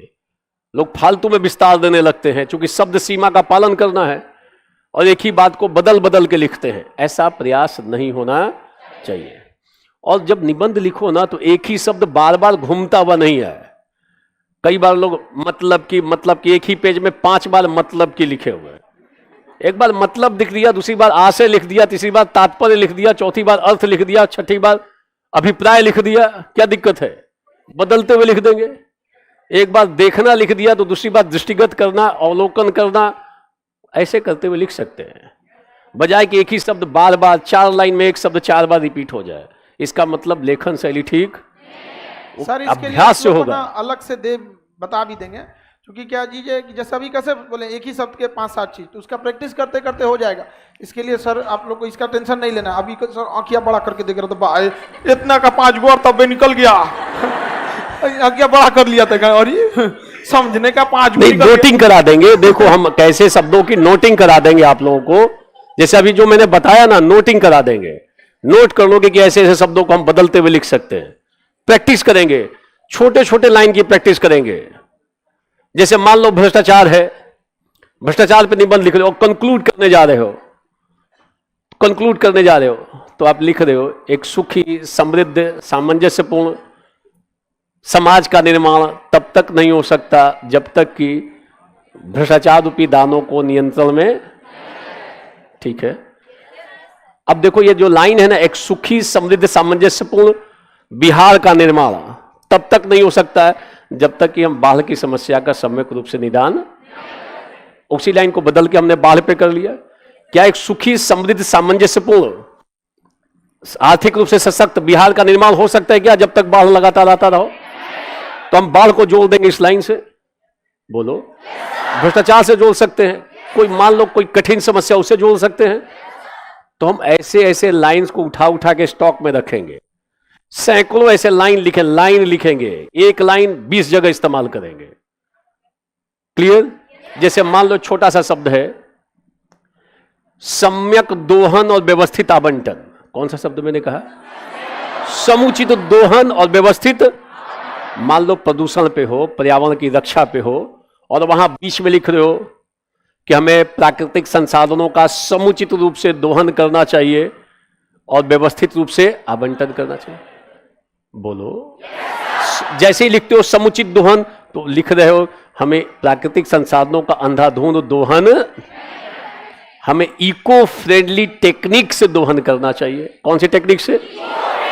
पर्यावरण मित्र तकनीक का इस्तेमाल करना, ताकि पर्यावरण की रक्षा। बोलो। क्योंकि हम भी उसी पर्यावरण के अंग बने हुए हैं, पार्ट हैं, उसी में हम लोग रह रहे हैं। एक सुखी समृद्ध सामंजस्यपूर्ण राष्ट्र का निर्माण तब तक नहीं हो सकता है जब तक हम इस पर्यावरण के संबंध में हम समुचित कदम न उठाएं। पर्यावरण ही अगर प्रदूषित हो जाएगा तो सुखी समृद्ध सामंजस्यपूर्ण समाज बनेगा क्या? जीवन चलेगा क्या ठीक से? तो ऐसे शब्दों का स्टॉक एक जगह इकट्ठा करो, सैकड़ों लाइन में नोटिंग करा दूंगा, और मिलाते रहना। आपकी कॉपी जो देखेगा ना कहेगा जीरोक्स करा दो, पक्का करेगा। जब दिल्ली तक में हाल रहता है तो यहां पे तो आने में कई लोगों को दिक्कत होगी अभी, ठीक है? और पीछे पीछे चलना तो मजबूरी हो जाएगी। मैं जैसे जैसे आगे आगे चलूंगा, पीछे पीछे हमारे ही में थोड़ा खुराफात करेंगे। वैल्यू एडिशन करने में ताकत, बहुत वक्त लगेगा, बहुत समय लगेगा। समझ में आया? तब तक तो यही बताने लगेगा सब लोग को। हाँ बिल्कुल। कम खुराफाती नहीं है सभी सब। नहीं, देखो आप सब लोग यहाँ पर बड़ी अपेक्षा से आए हो, और गर्ल्स के लिए तो और, क्योंकि मदर फादर गर्ल्स को जब बाहर भेजते हैं तो उनके ऊपर भी बहुत प्रेशर रहता है। और मैं इतने गर्ल्स को एक साथ देख रहा हूँ पहली बार कि क्लास में इतने, तो ये नए बिहार का निर्माण हो सकता है। तो आप लोगों के ऊपर तो और अतिरिक्त प्रेशर है। तो ऐसे समय में जब यहां पे आए हो तो जम के फायदा उठाओ, थोड़ा प्रैग्मेटिक दृष्टिकोण रखो। आए हो तो जब प्रैक्टिस कराई जाए तो सीरियसली प्रैक्टिस करो, लेखन की प्रैक्टिस करके उसको आपस में डिस्कशन करो, ग्रुप बना लो। और हमेशा दिमाग में रखो कि ये जो बीपीएससी आ रहा है ना, सिलेबस चेंज हुआ है ना। कई लोग भाग्य का रोना रो रहे हैं, पुराने वाले की अभी तो मैंने ऑप्शनल की तैयारी की थी 40,000 देकर साफ हो गया। अच्छा, नए वाले अलग परेशान हैं कि अब जैसे मैं तैयार हुआ हूं देने के लिए निबंध ला दिया। तो देखो ये निबंध जो आया है, ये समस्या तो सबके लिए है ना। केवल नए लोगों के लिए है कि केवल पुराने लोगों के लिए कि सबके लिए? तो जो समस्या सबकी समस्या, वो कोई समस्या नहीं होती है, समस्या नहीं है। क्योंकि मान लो ये भी समस्या से ग्रसित है, ये भी और आप भी है, तो समस्या क्या है? समस्या तो तब होती है कि जब आपको हो रही हो और इनको। अब तो ये है कि आप कितना बेहतर तरीके से प्रैक्टिस करते हो, कंटेंट इकट्ठा करते हो, पढ़ते हो, तो आप नए हो, पुराने लोगों पे भारी पड़ सकते हो। यही सब समस्या बन जाएगा सर दूसरे के लिए, पक्का ही समस्या बनेगा सर यहाँ पर। नहीं तो आप प्रयास करो, तभी हमारे आने की भी प्रासंगिकता रहेगी।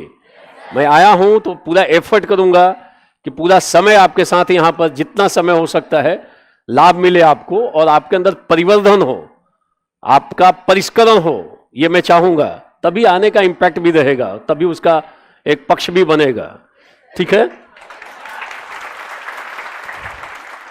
ये जो हमने कहा, जो भी आप लिखो उसके पीछे पर्याप्त आधार हो।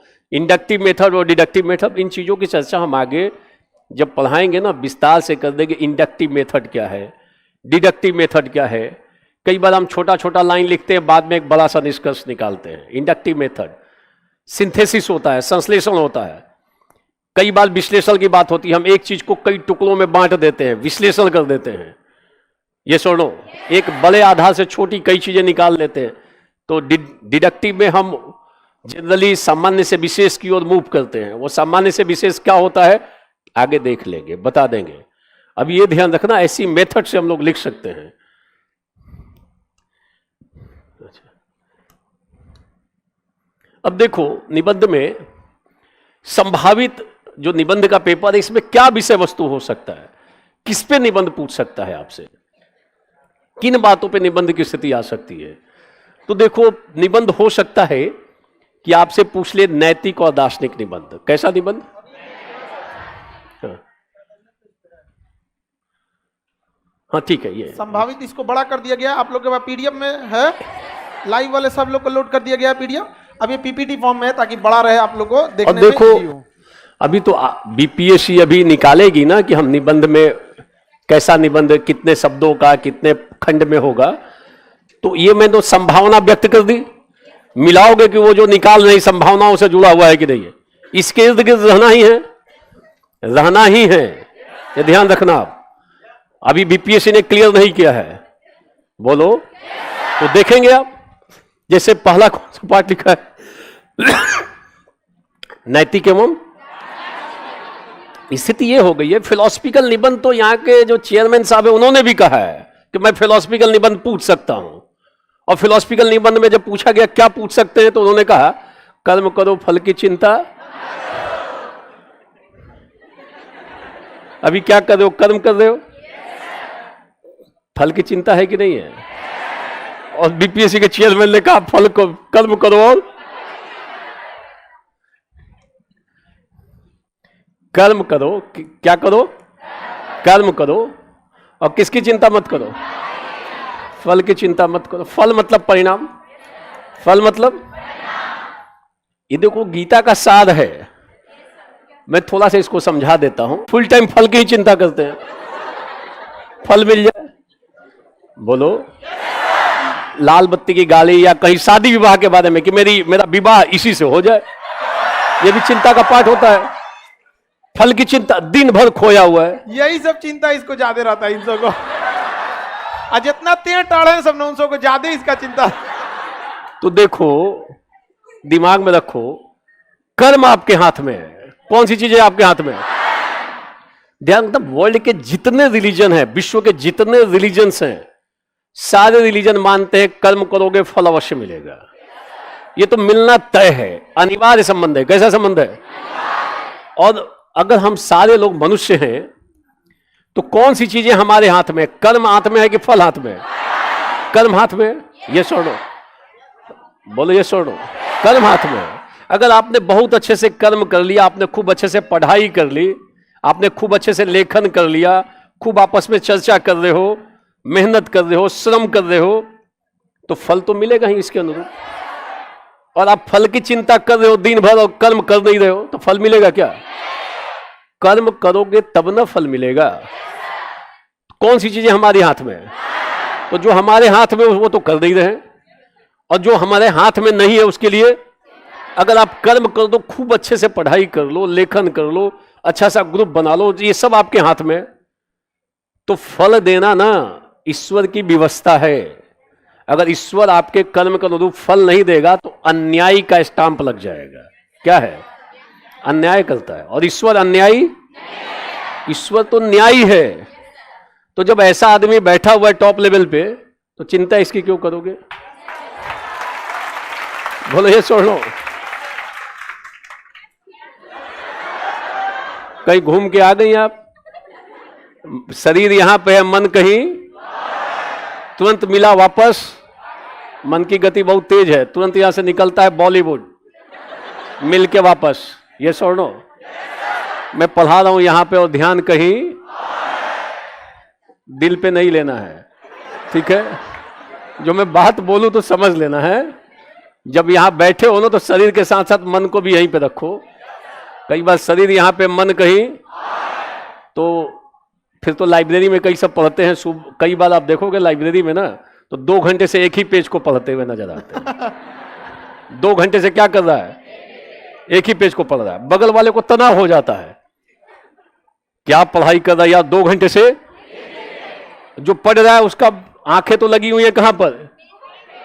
पेज पे, और मन कहीं और है, कहीं चला गया, उसको याद ही नहीं कि मैं तो लाइब्रेरी में बैठा हूं। और जब उसको होश आता है 2 घंटे के बाद, तो जल्दी से 4-5 पेज और बगल में जो बैठा है फिर तनाव में आ जाता है। ये यार ये कौन सी पढ़ाई पढ़ रहा है? 2 घंटे से एक पेज, उसके बाद जो पढ़ रहा है वो अलग तनाव में है, जो उसको देख रहा है। आनंद लो, समझ में आया? तो ऐसी पढ़ाई 2 घंटे वाली, 1 पेज वाली पढ़ाई नहीं होनी चाहिए। और सब सोचने लगता है सब ना, दिमाग कहीं और रहेगा, कलम खुला रहेगा। और लाइब्रेरी का जो डेस्क है, गोंच पात के भर देगा उसको, गोला सितारा मोती बनैले रहता है और नाम लिखे रहता है सब, और दोनों कम नहीं है सब, यो लिख देती है सब कुछ कुछ नाम, और भी लिख देता है जो कुछ कुछ। देखो ये कर लोगे ना, नाम तो बाहर शिलापट पे आ जाएगा, जाके डीएम का निवास देखो अलग तरीके से, ऑफिस जाकर देखो क्या किया था उन लोगों ने। ये आपके हाथ में है, कर्म आपके हाथ में, कर्म करो और कर्म करोगे तो फल तो मिलेगा ही। अब मान लो अगर फल की चिंता ज्यादा करोगे तो फिर तो कर्म पे ध्यान नहीं दोगे। आपको लगता है कि मुझे सेंचुरी मारनी है, आज क्रिकेट खेलना है, सेंचुरी सोच रहे हो सेंचुरी, तो आप किस पे बल दोगे? तब ना होगा कि केवल सोचने से शतक लगा दोगे। कर्म करोगे ना तो फल मिल जाएगा, बिल्कुल मिलेगा। किसी का जल्दी मिलता है, किसी का थोड़ा डिले हो जाता है, वो फिर प्रारब्ध से आता है। कई मामले हमारे जीवन के कई सारे पक्ष होते हैं, उधर में ज्यादा नहीं है, बट कर्म करोगे तो फल मिलना तय है। तो किसकी चिंता करनी चाहिए, कर्म की कि फल की? कर्म की। कर्म अच्छे से करो, अच्छे से पढ़ लोगे, खूब तैयारी कर लोगे, बोलने की प्रैक्टिस कर लोगे। यहां पे बैठे हो तो व्यक्तित्व का भी विकास कर रहे हो, एक तरीके से बैठे हो, चार लोगों से बात करने की शैली डेवलप हो रही है, आपका व्यक्तित्व धीरे धीरे विकसित हो रहा है, कई चीजों को समझ रहे हो, अच्छे अच्छे टीचरों के सानिध्य में हो आप, उनसे कुछ सीखने का मौका मिलेगा, अच्छी चीजें सीखने का मौका मिलेगा।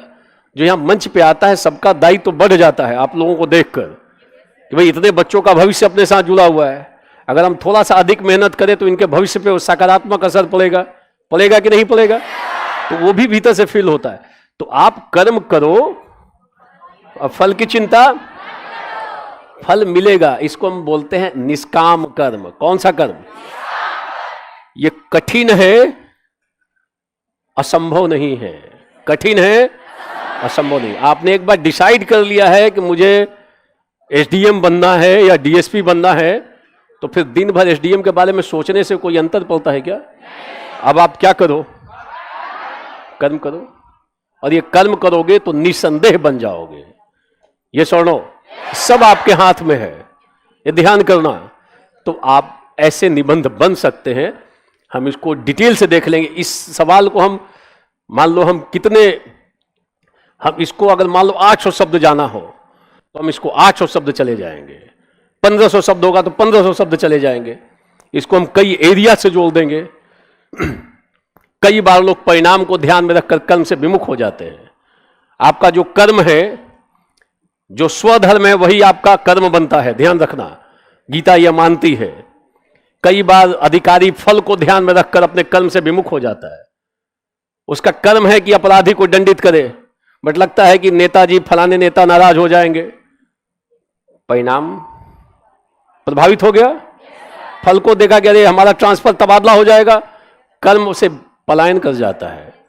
बोलो, उसको तो कर्म अपना करना चाहिए, जो उसका निर्धारित कर्म है, जो उसका निर्धारित कर्तव्य है, उस कर्तव्य का पालन करना। और हम सारे लोग जो हैं अलग अलग भूमिका में हैं। आप किसी की बेटी हो तो किसी की बहन हो तो किसी की मौसी भी हो, अलग अलग तरीके से बन सकता है। किसी की दादी हो, अभी नहीं, आगे चल के हो जाएगा। बोलो ये सुनो, बट बेटी और बहन वाला या बेटी बहन ये तो ऑलमोस्ट सबके साथ होगा। कोई भाई है तो किसी का पुत्र भी है। बोलो, तो हम सबकी भूमिका अलग अलग है, सबके कर्म अलग अलग हैं। उसके अनुसार आपको कर्म करना पड़ता है, उस दायित्व को निभाना पड़ता है। और आप हमेशा फल की चिंता में निमग्न हो। बोलो, तो हम कर्म पे बल देंगे, कर्म को जीवन के विभिन्न क्षेत्रों से जोड़ देंगे और जोड़ के लिख डालेंगे। हम लोग डिटेल इसका देखेंगे। अभी तो आज तो एक एलिमेंट्री था, एक ही चीज को लंबा खींचने पे। अब जैसे ऐसे सवाल बन सकते हैं, ये लिस्ट मैंने दे दिया है। अभी हमने लगभग 25 निबंध का दिया होगा। देखेंगे कि जो मैं लिस्ट दे रहा हूं वो लिस्ट, इसका सत्यापन हो जाएगा, जल्दी सत्यापन हो जाएगा, इस साल हो जाएगा, सत्यापन हो जाएगा ना। तो देखेंगे कि हमने जो निबंध की लिस्ट दी है वो पूरी तरह से सार्थक है कि नहीं है, उसके इर्द गिर्द प्रश्न बनते हैं कि नहीं बनते हैं। तो ऐसे प्रश्न बन सकते हैं, बिहार में बाढ़ कारण, स्वरूप और निदान। जब चेयरमैन साहब से भी पूछा गया कि कैसा निबंध पूछ सकते हैं, उन्होंने कहा बिहार के बाढ़ पे पूछ सकते हैं। तो जब वो खुद ही बोल रहे हैं बिहार के बाढ़ पे, तो मैंने कहा ठीक है आ जाओ। और जब उन्होंने एक बताया तो और कहां कहां बन सकता है। बिहार में पर्यटन, व्यापक संभावना है बिहार में पर्यटन की। बिहार में धार्मिक पर्यटन की संभावना है, इको टूरिज्म की संभावना है, व्यापक संभावना है, ध्यान करना। यहां मेडिकल टूरिज्म की संभावना है, कई बार टूरिस्ट आए यहां इलाज करें और स्वास्थ्य लाभ भी लें। बहुत सारे ऐसे प्लेस हैं यहां पर। थोड़ा इलाज की फैसिलिटी ठीक करनी पड़ेगी क्योंकि वो इंफ्रास्ट्रक्चर बहुत मजबूत नहीं है, पर टूरिस्ट प्लेस तो बहुत है। बोलो, बौद्धों के हैं, जैनियों के हैं, सिखों के हैं, कितने महत्वपूर्ण स्थल हैं। हम बहुत बड़ा इसको कर सकते हैं, बट यहां पे एक प्रॉब्लम क्या है, अभी भी बहुत हाइजेनिक कंडीशन नहीं है। कनेक्टिविटी के स्तर पे बहुत सटीक कनेक्टिविटी नहीं है। साथ साथ सबसे बड़ी बात इंफ्रास्ट्रक्चर सपोर्ट नहीं है। यहां पे पूरे पटना में मुझे लगता है एक भी 5 स्टार होटल नहीं है क्या? एक सिंगल नहीं है। बाहर से कोई टूरिस्ट आएगा, खोजेगा कि हमको अच्छी फैसिलिटी मिलनी चाहिए, not a single 5 star hotel. Jaipur में हमको लगता है 10 के आसपास होंगे, वो भी तो राजधानी है, और यहां पे ये राजधानी है, एक सिंगल नहीं है। अभी शायद कोई भी नहीं है जिसको 5 स्टार, कोई नहीं है, नथिंग, नो वन। ये स्थिति है, तो टूरिस्ट कैसे आएंगे? और दूसरा एक तो और रोक लगी हुई है।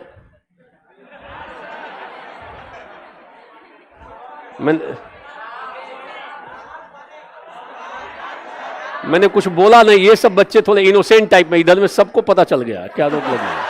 ये सब खोपड़ी वाले हैं। जैसे मैंने कहा रोक लगी हुई है, तुरंत समझ में आ गया कि किसके बारे में। सेकंड लगा पकड़ने में। इधर में भी कुछ अनुभव है, या ऐसा नहीं कि अनुभव विहीन है, ये एरिया ज्यादा स्मार्ट है, तुरंत समझ में आ गया कि रोक लगी हुई है। तो टूरिस्ट आते हैं, वो उनको क्या चाहिए? ये फैसिलिटी तो उनको चाहिए ही चाहिए। ये भी समझ गए सर, बोलती नहीं है सर, कहीं हम आप पकड़ा जाएंगे बिल्कुल। तो खैर वो अलग मुद्दा है, अलग मुद्दा है, उसमें जाए, विवादित मुद्दा है, उस सब चीजों में जाने का मतलब नहीं बनता है। बट ये सारी समस्या तो है ना। बिहार के विकास में नए नवाचार के उपाय, नवाचार बताइए, तो संभव है। देखो, बिहार की गौरवशाली परंपरा संरक्षण के उपाय, ऐसा निबंध बन सकता है। बिहार की गौरवशाली परंपरा, ढूंढ के लिखो कौन कौन सी परंपरा बड़ी गौरवशाली रही थी, और संरक्षण के। अब खोज, किताब पढ़ के थोड़ी लिख पाओगे, पूरा आपका जो ज्ञान होगा ना, सब एक जगह इकट्ठा होगा, खोज खोज के एक जगह लाओगे। हम ऐसी चीजों की चर्चा करेंगे, प्रयास करेंगे, इसका हम एक स्ट्रक्चर बना दें, डिस्कस कर दें, ठीक है। और ऐसे सवाल आएंगे, अब मान लो पूरा बिहार पढ़ लियो, पूरा निचोड़ आ जाएगा, कहां पे है कि नहीं है? वो पास्ट से लेकर अभी तक लाना पड़ेगा। जैसे बिहार, हमने ये बिहार पे कुछ दिया है, 8-10 निबंध बिहार पे दिया है। बिहार की प्रमुख सामाजिक समस्या का, बिहार में विकास की संभावना है, विकास की कौन सी संभावना है। जैसे युवा और बुद्धिजीवी नए बिहार का निर्माण कर सकते हैं। बिहार में स्टार्टअप की संभावना है। स्टार्टअप की संभावना है कि नहीं है? ये अभी दरभंगा में, मोतिहारी में ये मखाना उद्योग है, स्टार्टअप है कि नहीं है? बहुत सारे इंजीनियर्स, MBA, उन्होंने अपनी नौकरी छोड़ी, यहाँ पे यूनिट स्थापित कर रहे हैं। बोलो, लगा रहे हैं कि नहीं? तो कौन कौन से एरियाज में हो सकता है स्टार्टअप? सरकार थोड़ा सपोर्ट करे तो हम कई सारी नौकरियां, हजारों नौकरियां उस एरिया में कर सकते हैं। बिहार को आर्थिक रूप से और सशक्त कर सकते हैं, है कि नहीं है? लीची आधारित बहुत सारी चीजें हो रही हैं, कई जगहों पे कर सकते हैं। भागलपुर में हम बहुत सारी चीजों को कर सकते हैं। बोलो, स्टार्टअप की व्यापक संभावना है। एक तो इंफ्रास्ट्रक्चरल सपोर्ट मिलना चाहिए। कौन सा सपोर्ट? इंफ्रास्ट्रक्चर नहीं है। सरकार थोड़ा सा ऐसा वातावरण करे तो बहुत सारे युवा बिहार में रहकर बिहार का कायाकल्प कर सकते हैं। एग्जाम्पल देकर बताओगे? बोलो, तो ऐसी चीजें संभव है, वो काम करना पड़ेगा आपको। विज्ञान, भारतीय नई शिक्षा नीति भविष्य के निर्माण का स्रोत। नई शिक्षा नीति में भारत के भविष्य का निर्माण छुपा हुआ है। उसमें बहुत सारी ऐसी ऐसी चीजें हैं कि भविष्य में किस प्रकार का व्यक्ति तैयार हो, वो उसमें आया है। तो आपको लिखना पड़ेगा कि नई शिक्षा नीति में ये बातें आई हैं, ऐसा करने से ये चीजें होंगी, ऐसा करने से ये चीज होगी। पूरे व्यक्तित्व के संपूर्ण विकास का भाव है, शारीरिक विकास, मानसिक विकास, आर्थिक विकास, नैतिक विकास, नैतिक व्यक्ति बनाना है। हम लोग बचपन से ही बच्चों को कुछ ना कुछ सिखा देंगे, स्किलफुल बना देंगे।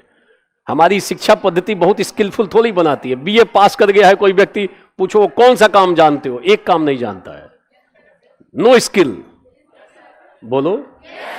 तो हम अगर पढ़ाई के साथ साथ उसको कुछ दो चार चीजों की ट्रेनिंग दे दें, स्किलफुल बना दे, तो हो सकता है वो अपना स्वरोजगार, अपना ही ये कोई उद्योग शुरू कर ले, अपना ही कोई स्टार्टअप शुरू कर ले। संभव है कि नहीं है? इसकी संभावना बिहार में बहुत ज्यादा है सर। दिल्ली में आपको लंबा, ये सब लड़का सब यहाँ खड़ा होने के लिए 2 बजे से लाइन में खड़ा था सब। इतना बेचारा मेहनत करके जमीन पे बैठ के पढ़ाई कर रहा है सब, और इन लोग उससे ही पहले आ गया तुम लोग। ठीक है, एक बजे। तो ये सब चीजों को जब आप लिखिएगा, मूर्त रूप दीजिएगा ना, तो आपको निबंध ऐसा होना चाहिए ना कि एग्जामिनर आपका 2 लाइन पढ़ने के बाद जब वो लगे तो मजबूर हो जाएगी इसका बेहतरीन लिखा। जब कॉपी खत्म हो जाए ना, तो उसके बाद की सारी कॉपी आप फीका लगने लगे उसको। बिल्कुल होगा, मजबूर कर देना है आप, दूसरे के लिए दिक्कत हो जाएगा। आप इतने मेहनत से, परिश्रम से आए हो, तो उसका भरपूर लाभ उठाओ। ये ध्यान करो, एक एक दिन का लाभ उठाओ। एक एक दिन आपके जीवन में कुछ नई नई बातें ऐड हो, फिर धीरे धीरे ऐड होते होते आपके जीवन पे असर आता है। तो वो सब काम करो। ऐसा नहीं कि मैं 1 बजे से, केवल उसको फील भी करो कि मैं 1 बजे से आया हूं। उसके दर्द को थोड़ा फील करो। सामने वाले भी फील करते हैं, ऐसा नहीं है। फिर उनका दायित्व बोध भी होता है कि इतने बच्चे आए, इतनी अपेक्षा पाल के आए हैं, इनको अपना सर्वोत्तम दिया जाए, कुछ अतिरिक्त मेहनत करके दिया जाए। ये बातें फील होती हैं। ठीक है, ध्यान देना। जैसे आर्टिफिशियल इंटेलिजेंस, आगे का युग आर्टिफिशियल इंटेलिजेंस का होने जा रहा है। बोलो। पूछ सकता, आर्टिफिशियल इंटेलिजेंस भविष्य का द्वार है। भविष्य का द्वार खुलेगा कहां से? ये इसमें निबंध आ गया, मान लो 700 शब्द का निबंध आ जाए, लिखो। तो केवल आर्टिफिशियल इंटेलिजेंस जानने मात्र से नहीं होगा। आर्टिफिशियल इंटेलिजेंस का प्रभाव जीवन के सभी क्षेत्रों में पड़ेगा। सामाजिक क्षेत्र पे, आर्थिक क्षेत्र पे, राजनीतिक क्षेत्र पे, धार्मिक क्षेत्र पे भी जा सकता है। ये सुनो, पारिवारिक जीवन पे भी जाएगा। किसका प्रयोग? ये हमारे काम को कितना आसान बनाने जा रहा है। और इसके जब आर्टिफिशियल इंटेलिजेंस लिखेंगे तो भविष्य का द्वार तो है, परंतु कहां कहां कठिनाई पैदा, यह भी बताना होगा। केवल ये नहीं कि हम केवल सकारात्मक लिखेंगे, कुछ बताएंगे। यहां मनुष्य के लिए चुनौती हो सकती है, प्राइवेसी का खतरा हो जाता है। आप लोग सर्च करिएगा ना कुछ चीजें। हाँ। अगर एक बार आप सर्च कर लिए कि जूता खरीदना है, अगले 4 दिन बाद आपको जूता का प्रचार आते जाएगा। तो पहचान लिया यूट्यूब पिछवा से।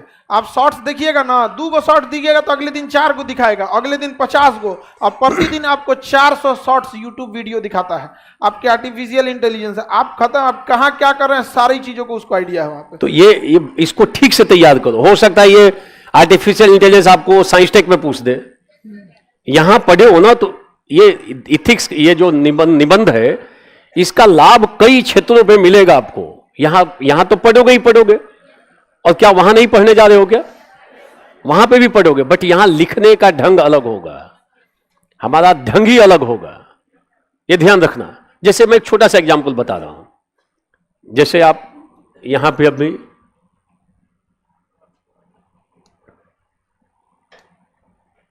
जैसे मान लो बिहार में बाढ़ है, तो एक छोटी सी बात बता दो, कैसे शुरुआत करोगे?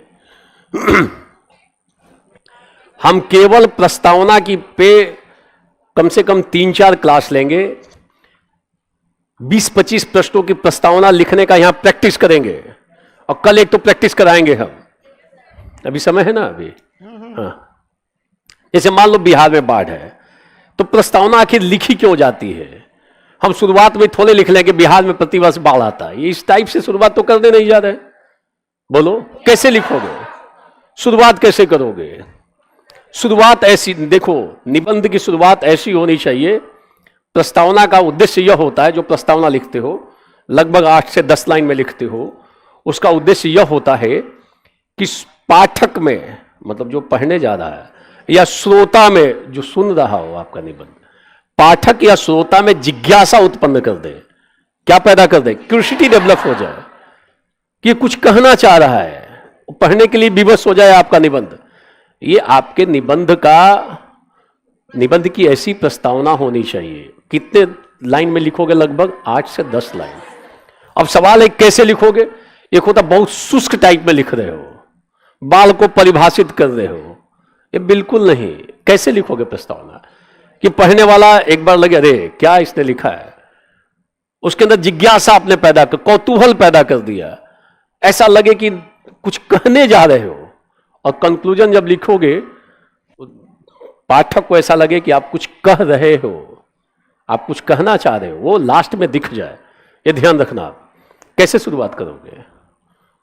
कोई अगर है तो बताए। हाँ, कैसे शुरुआत करोगे?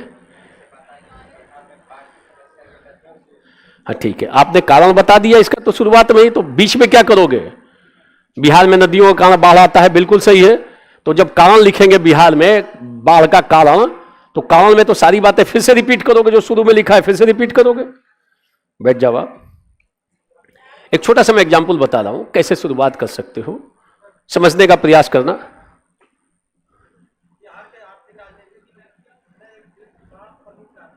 बिहार के आर्थिक राजनीतिक और बैठ जाओ आप। देखो, हम ऐसी चीज से शुरुआत करेंगे, लगेगा नहीं कि हम बाढ़ की समस्या पे लिखने जा रहे हैं। और मान लो अगर हम कुछ लाइन लिख रहे हैं, मान लो हम 6-7 लाइन लिख रहे हैं, तो 7वें लाइन में या 8वें लाइन में बाढ़ शब्द उभर के सामने आएगा। शुरुआत ही किसी दूसरे तरीके से कर रहे हैं, और पता चला 7वें लाइन में जब वो पूरा पढ़े पैराग्राफ, लगे कि बाढ़ आ गया है। कहां से घुमाते हुए कहां पे लाया है? बाढ़ पे। जिज्ञासा पैदा हो जाएगी। जैसे हमने अभी कहा गौरवशाली अतीत, हम शुरुआत कर सकते हैं। एक ऐसे में बता रहा हूं, एट रैंडम मैं बता रहा हूं, फिर जब प्लान्ड वे में आ जाऊंगा तो डिटेल से देखेंगे, कई सारी चीजों की प्रस्तावना देखेंगे। बिहार का ये बताओ, जनसंख्या के दृष्टिकोण से भारत में कौन सा स्थान? तीसरा। क्षेत्रफल के दृष्टिकोण से 13वां, 13।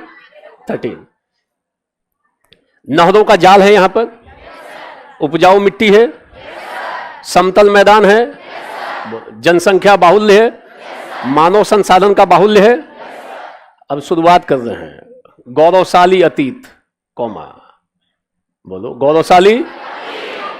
जनसंख्या के दृष्टिकोण से भारत का, क्षेत्रफल के दृष्टिकोण से 13वां, परंतु जनसंख्या के दृष्टिकोण से तीसरा, कौमा।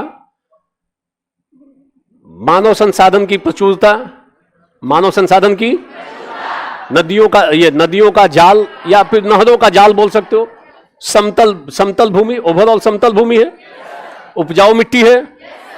उपजाऊ मिट्टी वाला बिहार पिछले कई वर्षों से, अनेक वर्षों से नाना प्रकार की समस्याओं को झेलता आ रहा है, और जिस समस्या का दंश वह प्रतिवर्ष झेल रहा है, वह कोई और नहीं है बल्कि वह है, पैराग्राफ क्लियर।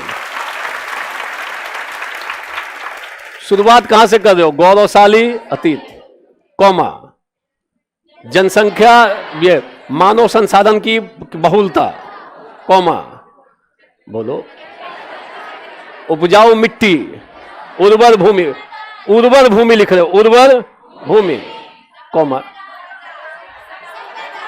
नहरों का जाल, ये छोड़ो। और ऐसा बिहार पिछले कई वर्षों से लगातार नाना प्रकार की समस्याओं को,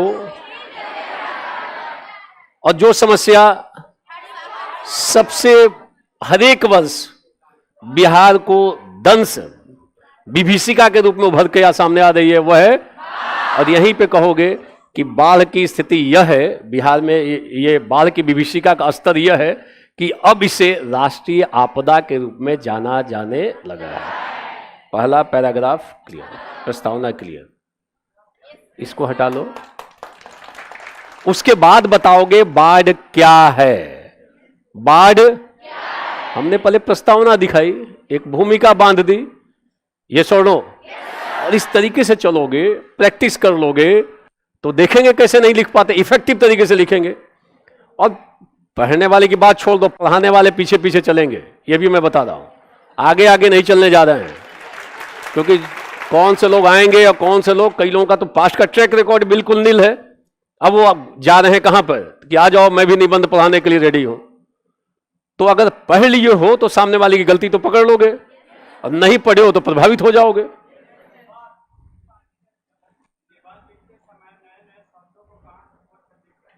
वो मैं प्रैक्टिस कराऊंगा ना, फिर मैं आ क्यों रहा हूं। सारे शब्दों का सर पूरा लिस्ट, प्रैक्टिस के साथ साथ कहां कहां आप सुधार गलती हम कर रहे हैं वो सब बताएंगे सर। देखो, भूमिका में अगर आप 25-30 निबंध की प्रैक्टिस यहां से कर लो तो आपका दिमाग खुल जाएगा कि नहीं? अगर 20-25 की प्रैक्टिस कर लो, 26वां अपने से दिमाग खोल के लिख लोगे। ऐसे लिखना, जैसे मान लो आतंकवाद है, आतंकवाद है तो कई बार हम विषय के विपरीत चीजों से शुरुआत करते हैं। निबंध, मान लो आतंकवाद पे कोई निबंध हो तो हम उसका उल्टा शुरुआत करेंगे। उल्टा शुरुआत, आतंकवाद होता है तो समाज में क्या होगा? हिंसा होगी, बोलो, भय पैदा होगा, विकास को नुकसान पहुंचेगा, बोलो, तो ये सब होगी। तो उल्टा चीज, आतंकवाद का ये परिणाम होगा तो उल्टा लिखो आतंकवाद का। हम जैसे आतंकवाद पे लिखना हम शुरुआत करें, एक प्रश्न उठा रहे हैं, ऐसा चीज लिखेंगे पाठक को जिज्ञासा पैदा हो जाए, अरे ये कुछ नया लिख रहा है। और नहीं तो एक तरीका है, शुरुआत कर रहे हो, आतंकवाद 2 शब्दों के योग से बना है। आतंक और वाद, वाद का मतलब सिद्धांत होता है, ऐसा सिद्धांत जो आतंक का, भय और हिंसा के माध्यम से अपने राजनीतिक लक्ष्यों की सिद्धि करता है। बड़ी शुष्क शुरुआत हुई, नीरस शुरुआत हुई, जिज्ञासा क्रिएट नहीं कर रहे हो आप। आतंकवाद की परिभाषा शुरुआत में दे रहे हो, नीरसता पैदा कर रहे हो। सरसता होनी चाहिए निबंध में, मौलिकता होनी चाहिए, प्रवाह होना चाहिए, एक लय ताल के बहता हुआ निबंध होना चाहिए, लगे कि एकदम क्रमिक रूप से जा रहे हो। तो आतंकवाद पे हम शुरुआत कैसे कर सकते हैं? एक सोच देखने का प्रयास करते हैं। देखो, एक सामान्य मनुष्य आखिर क्या चाहता है, शुरुआत लिख रहे हैं इसी तरीके से। एक सामान्य मनुष्य आखिर क्या चाहता है, बोलो? शांति, सुरक्षा, विकास, मूलभूत आवश्यकताओं की पूर्ति। ये सुनो, वो भी लिख सकते हो, सबका साथ, सबका विकास, सबका सम्मान, लिखना लिख सकते हो, फ्री हो, बोलो। ये सुनो, नाम किसी का नहीं लिखना है। वो चाहता है कि विकास हो, उसके जीवन में समृद्धि आए, शांति रहे, ये सुनो, समाज में समरसता रहे। परंतु उसकी इस इच्छा को, एक सामान्य व्यक्ति की जो ये इच्छा है, उसको नाना प्रकार के अलग अलग जगहों से चोट पहुंच रही है।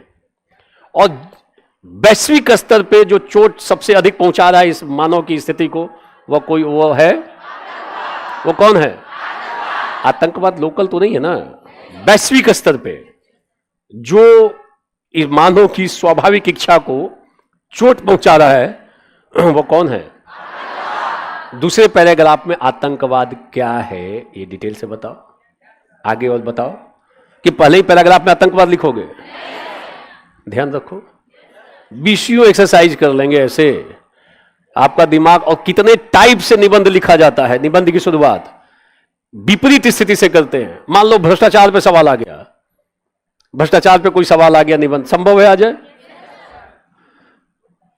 हम राष्ट्रीय जो पर्व हैं, 15 अगस्त, 26 जनवरी, 2 अक्टूबर, ये राष्ट्रीय पर्व है। एक रेडियो पे गाना बजता है, कौन सा गाना बजता है? हम लाए हैं तूफान से कश्ती, इस देश को रखना मेरे बच्चों।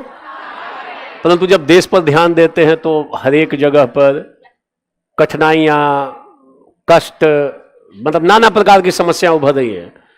और ऐसी समस्या जो इसका विस्तार हर एक वर्ष जीवन के विभिन्न क्षेत्रों को प्रभावित कर रहा है, वह है भ्रष्टाचार।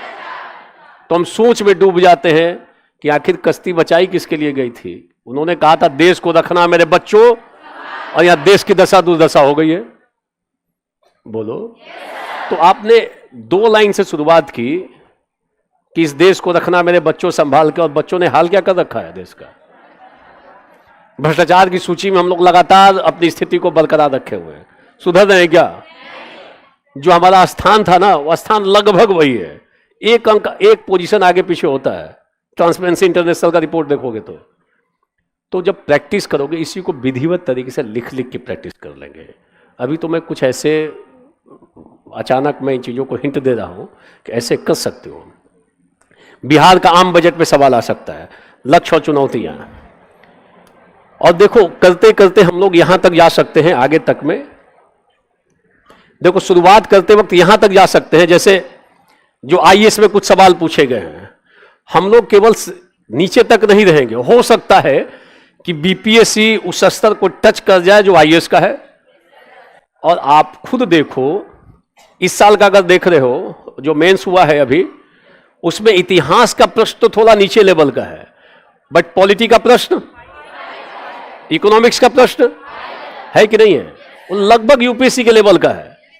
और अगर ये निबंध लेकर चले गए उस लेवल का तो संभव है कि नहीं है। इस बार सवाल है, छप्पर मरम्मत करने का समय तभी होता है जब धूप, ये इस बार आईएएस का सवाल है, 125 नंबर, 125 मार्क्स। मैंने यूट्यूब पे इसको डिस्कस पहले से कर रखा है, बट आपके साथ अलग तरीके से डिस्कस करेंगे यहां पर। तो ऐसे सवालों को अगर आपने प्रैक्टिस कर ली है, तो यही नहीं कि हम छोटे उन्हीं प्रश्नों को देखेंगे, बिहार में बाढ़ और बिहार में पर्यटन और जो छोटे छोटे प्रश्न हैं, हम उस स्तर तक चले जाएंगे जो यूपीएससी का है। यहां से बॉटम से चलेंगे और टॉप तक जाकर देखेंगे। जब हम वैसे प्रश्नों को सॉल्व करने लगेंगे तो विश्वास आ जाएगा कि चाहे यहां पर हो और आगे इच्छा बन गई कहीं जाने की, कहां पर, उसको भी निपटाएंगे। बोलो यस और नो। इसमें आप सबका सहयोग चाहिए, सबको पढ़ना पड़ेगा। रूम पे पढ़ने का करोगे प्रयास, लेखन करोगे, आपस में एक दूसरे से चेक कराओगे।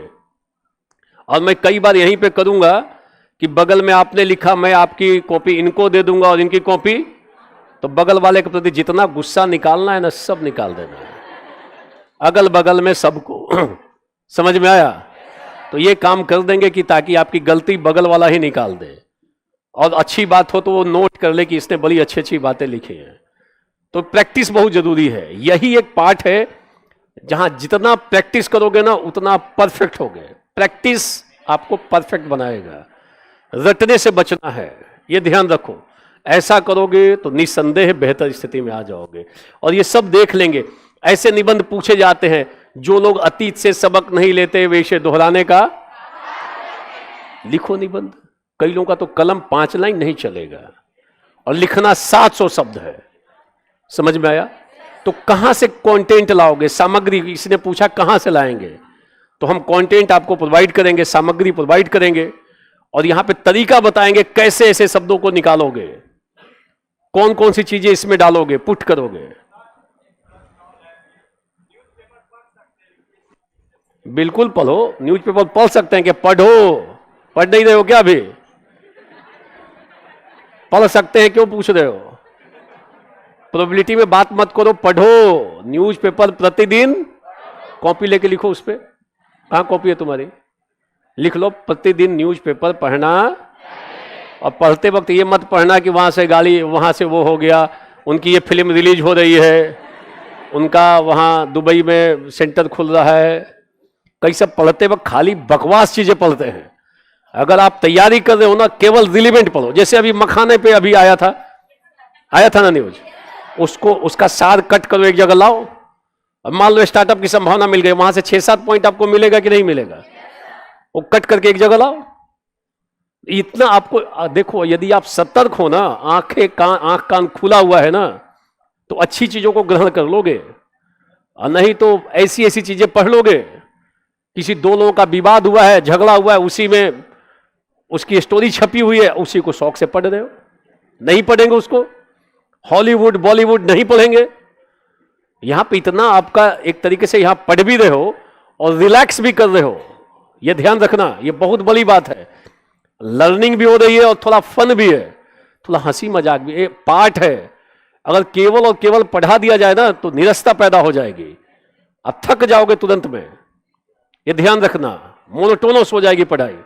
तो बीच में थोड़ी बहुत रिलैक्स करना। जब भी गंभीरता से पढ़ाया जाता है ना, उसके ठीक पहले थोड़ी ठाकेबाजी जरूरी है, पार्ट है ये। नहीं तो बोझिल हो जाएगी पढ़ाई, मन उब जाएगा। ऐसे आपकी इच्छा हो रही है कि 1 बजे ही पहुंच जाए, लोग वहां पहुंचे हुए और फिर भी आनंद ले रहा है, खड़ा है फिर भी आनंद। आपस में थोड़ी बहुत हो रही है बातें, वो भी व्यक्तित्व का विकास है। कैसे टैकल करना है, कैसे धैर्य रखना है, वो धैर्य की तो बात है।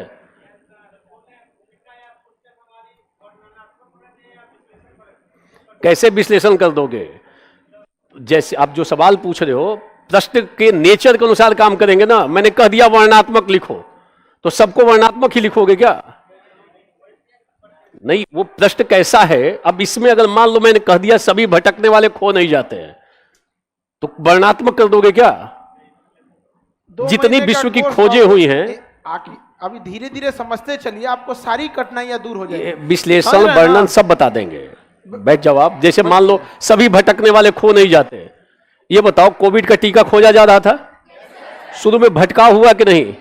एक बार रिसर्च फेल हुआ, दोबारा फेल हुआ, तिबारा खोजते खोजते भटकते भटकते भटक गए क्या कि कुछ खोज लिया? कोविड टीका से शुरुआत कर देंगे। मान लो पूछ रहा है सभी भटकने वाले, और किसी भी चीज की खोज एक बार में हुई है क्या? भटकाव हुआ है ना। तो क्या भटकने का मतलब बिल्कुल जीवन से बाहर हो जाना है क्या? सभी भटकने वाले खो, जो भटक भी रहा है, ध्यान रखना। इसका सबसे अच्छा एग्जांपल, ये सभी पहले बहुत भटका था, अभी क्या भटक गया? अभी समझ आ गया कि नहीं आ गया? अब आप लोग को इधर उधर भटकने की जरूरत नहीं है। लिख देना अपने ऊपर पूरा इसको। समय का भी अभाव रहता है। आपको हम इस चीज की समझ सकते हैं कि जब आप लोगों को चीजें समझ में आने लगती है ना, जिज्ञासा उफान पे आ जाता है। अरे बाप रे बाप, हम गधा नहीं है। तो बर्दाश्त नहीं कर पाता है सब। लेकिन आप लोग को दिक्कत नहीं आएगा, आप समझदार हैं। आप ना आप ऐसा नहीं है मैट्रिक इंटर के लड़के, होता क्या कि मैट्रिक के लड़के रहते हैं सब शुरुआत के एकदम नए नए, तो उनको नहीं। आप सब लोग एक ग्रेजुएशन लेवल पे, आपको समझ में आता है कि क्या एग्जाम में पूछ रहा है, क्या आपका लेवल है और क्या पढ़ाया जा रहा है। समय का अभाव है। सर को हम अभी रोक के रखे हुए हैं, कल भी सर क्लास लेंगे। समझ में आ गया कि नहीं आ गया? सर का क्लास जयपुर में था। हम अचानक फोन किए कि सर देखिए लड़कों को अंदर थोड़ा सा बताना पड़ेगा यहाँ पे कि उनके साथ हम लोग केवल बोल नहीं रहे हैं कि खड़े भी हैं यहाँ पर। अब समझ में आ रहा है? 2 लाख देने की जरूरत, जो 2 लाख दिया है ना वो यहाँ आके पड़ेगा। बिल्कुल आएगा। और जो 2 लाख में पढ़ाओ ना, उसको पढ़ाओगे, ये दिमाग में रख लेना। वो आपके सामने पैरेलल डिस्कशन नहीं करेगा, ये दिमाग ऐसे ट्रीट करोगे। ये ऑनलाइन जा रहा है, ऐसे ट्रीट करोगे, करके देखना। मैं जब पढ़ा लूं तो उनसे कभी टॉपिक पे डिस्कस करना, और आप अपना कॉन्फिडेंस चेक करना। और जो दिल्ली जाके 2.5 लाख देकर पढ़ रहे हैं, उनका कॉन्फिडेंस लेवल चेक करना। आपके सामने वो तनाव में आता है कि नहीं आता है? बिल्कुल आएगा। मेरे लिए भी देखो, ये इतना बहुत बड़ा मंच है। मैं भी चाहता हूं एक बार इतने लोगों तक मैसेज दे दूं, प्रभाव डाल दूं कि जहां जाए ना, औरों के साथ जब बात करे, उसका कॉन्फिडेंस लेवल ऊपर जाए। और अब बदल रहा है सर बिहार। इतनी पहले कहा जाता था बिहार में सुरक्षा, ये चीज, महिला सुरक्षा, आज इतनी बड़ी संख्या में लड़कियां पढ़ती हैं। बहुत अच्छा संकेत में ना होती है इतना, बहुत अच्छा पूरे कॉलेज में उतना नहीं होंगे जितना कि एक बैच में हो, और यूनिवर्सिटी में जितना ना होगा उतना तो लड़का रहता है। ये सुखद अनुभूति है, इतने लोगों को देखना एक साथ, सुखद अनुभूति है। तो मेरा प्रयास रहेगा कि अपना जो बेस्ट हो आपके साथ लगा रहे, और निसंदेह उसका प्रभाव आपके ऊपर पड़ेगा। आप सब लोग मन लगा के पढ़ोगे, मन लगाकर, तो आपके अंदर बहुत चीजों का सुधार हो जाएगा। विश्वास आ जाएगा कि हाँ, हम इस पाठ को बहुत अच्छे से लिख सकते हैं। अभी देखो छोटा छोटा हमने बात बताई, 2-2 लाइन 3-3 लाइन। बाहर बहुत भीड़ लग गई है, नेक्स्ट बैच वाले पूरा भयानक। अच्छा, मोहल्ला जाम हो गया। अच्छा, तो अभी तो सर आज इसको फिर कल 3 बजे रख लेते हैं सर। हाँ, ठीक है। क्योंकि इतना बेहतरीन सब्जेक्ट रहता है ना, आप उबेंगे ही नहीं। खड़े खड़े कितने लड़के पढ़ लेंगे, सब पूरा मोहल्ला वगैरह को डिस्टर्ब नहीं। इन लोगों को देखने के बाद और दायित्व तो बढ़ जाता है। लगता है कि बच्चे इतने देर से खड़े हैं, इन बच्चों को देख के लगता है। तो प्रयास रहेगा कि आप लोगों के साथ कुछ अच्छा समय व्यतीत हो यहाँ, और आपके जीवन में कुछ निसंदेह परिवर्तन हो, परिष्करण हो। ठीक है, thank you, all the best.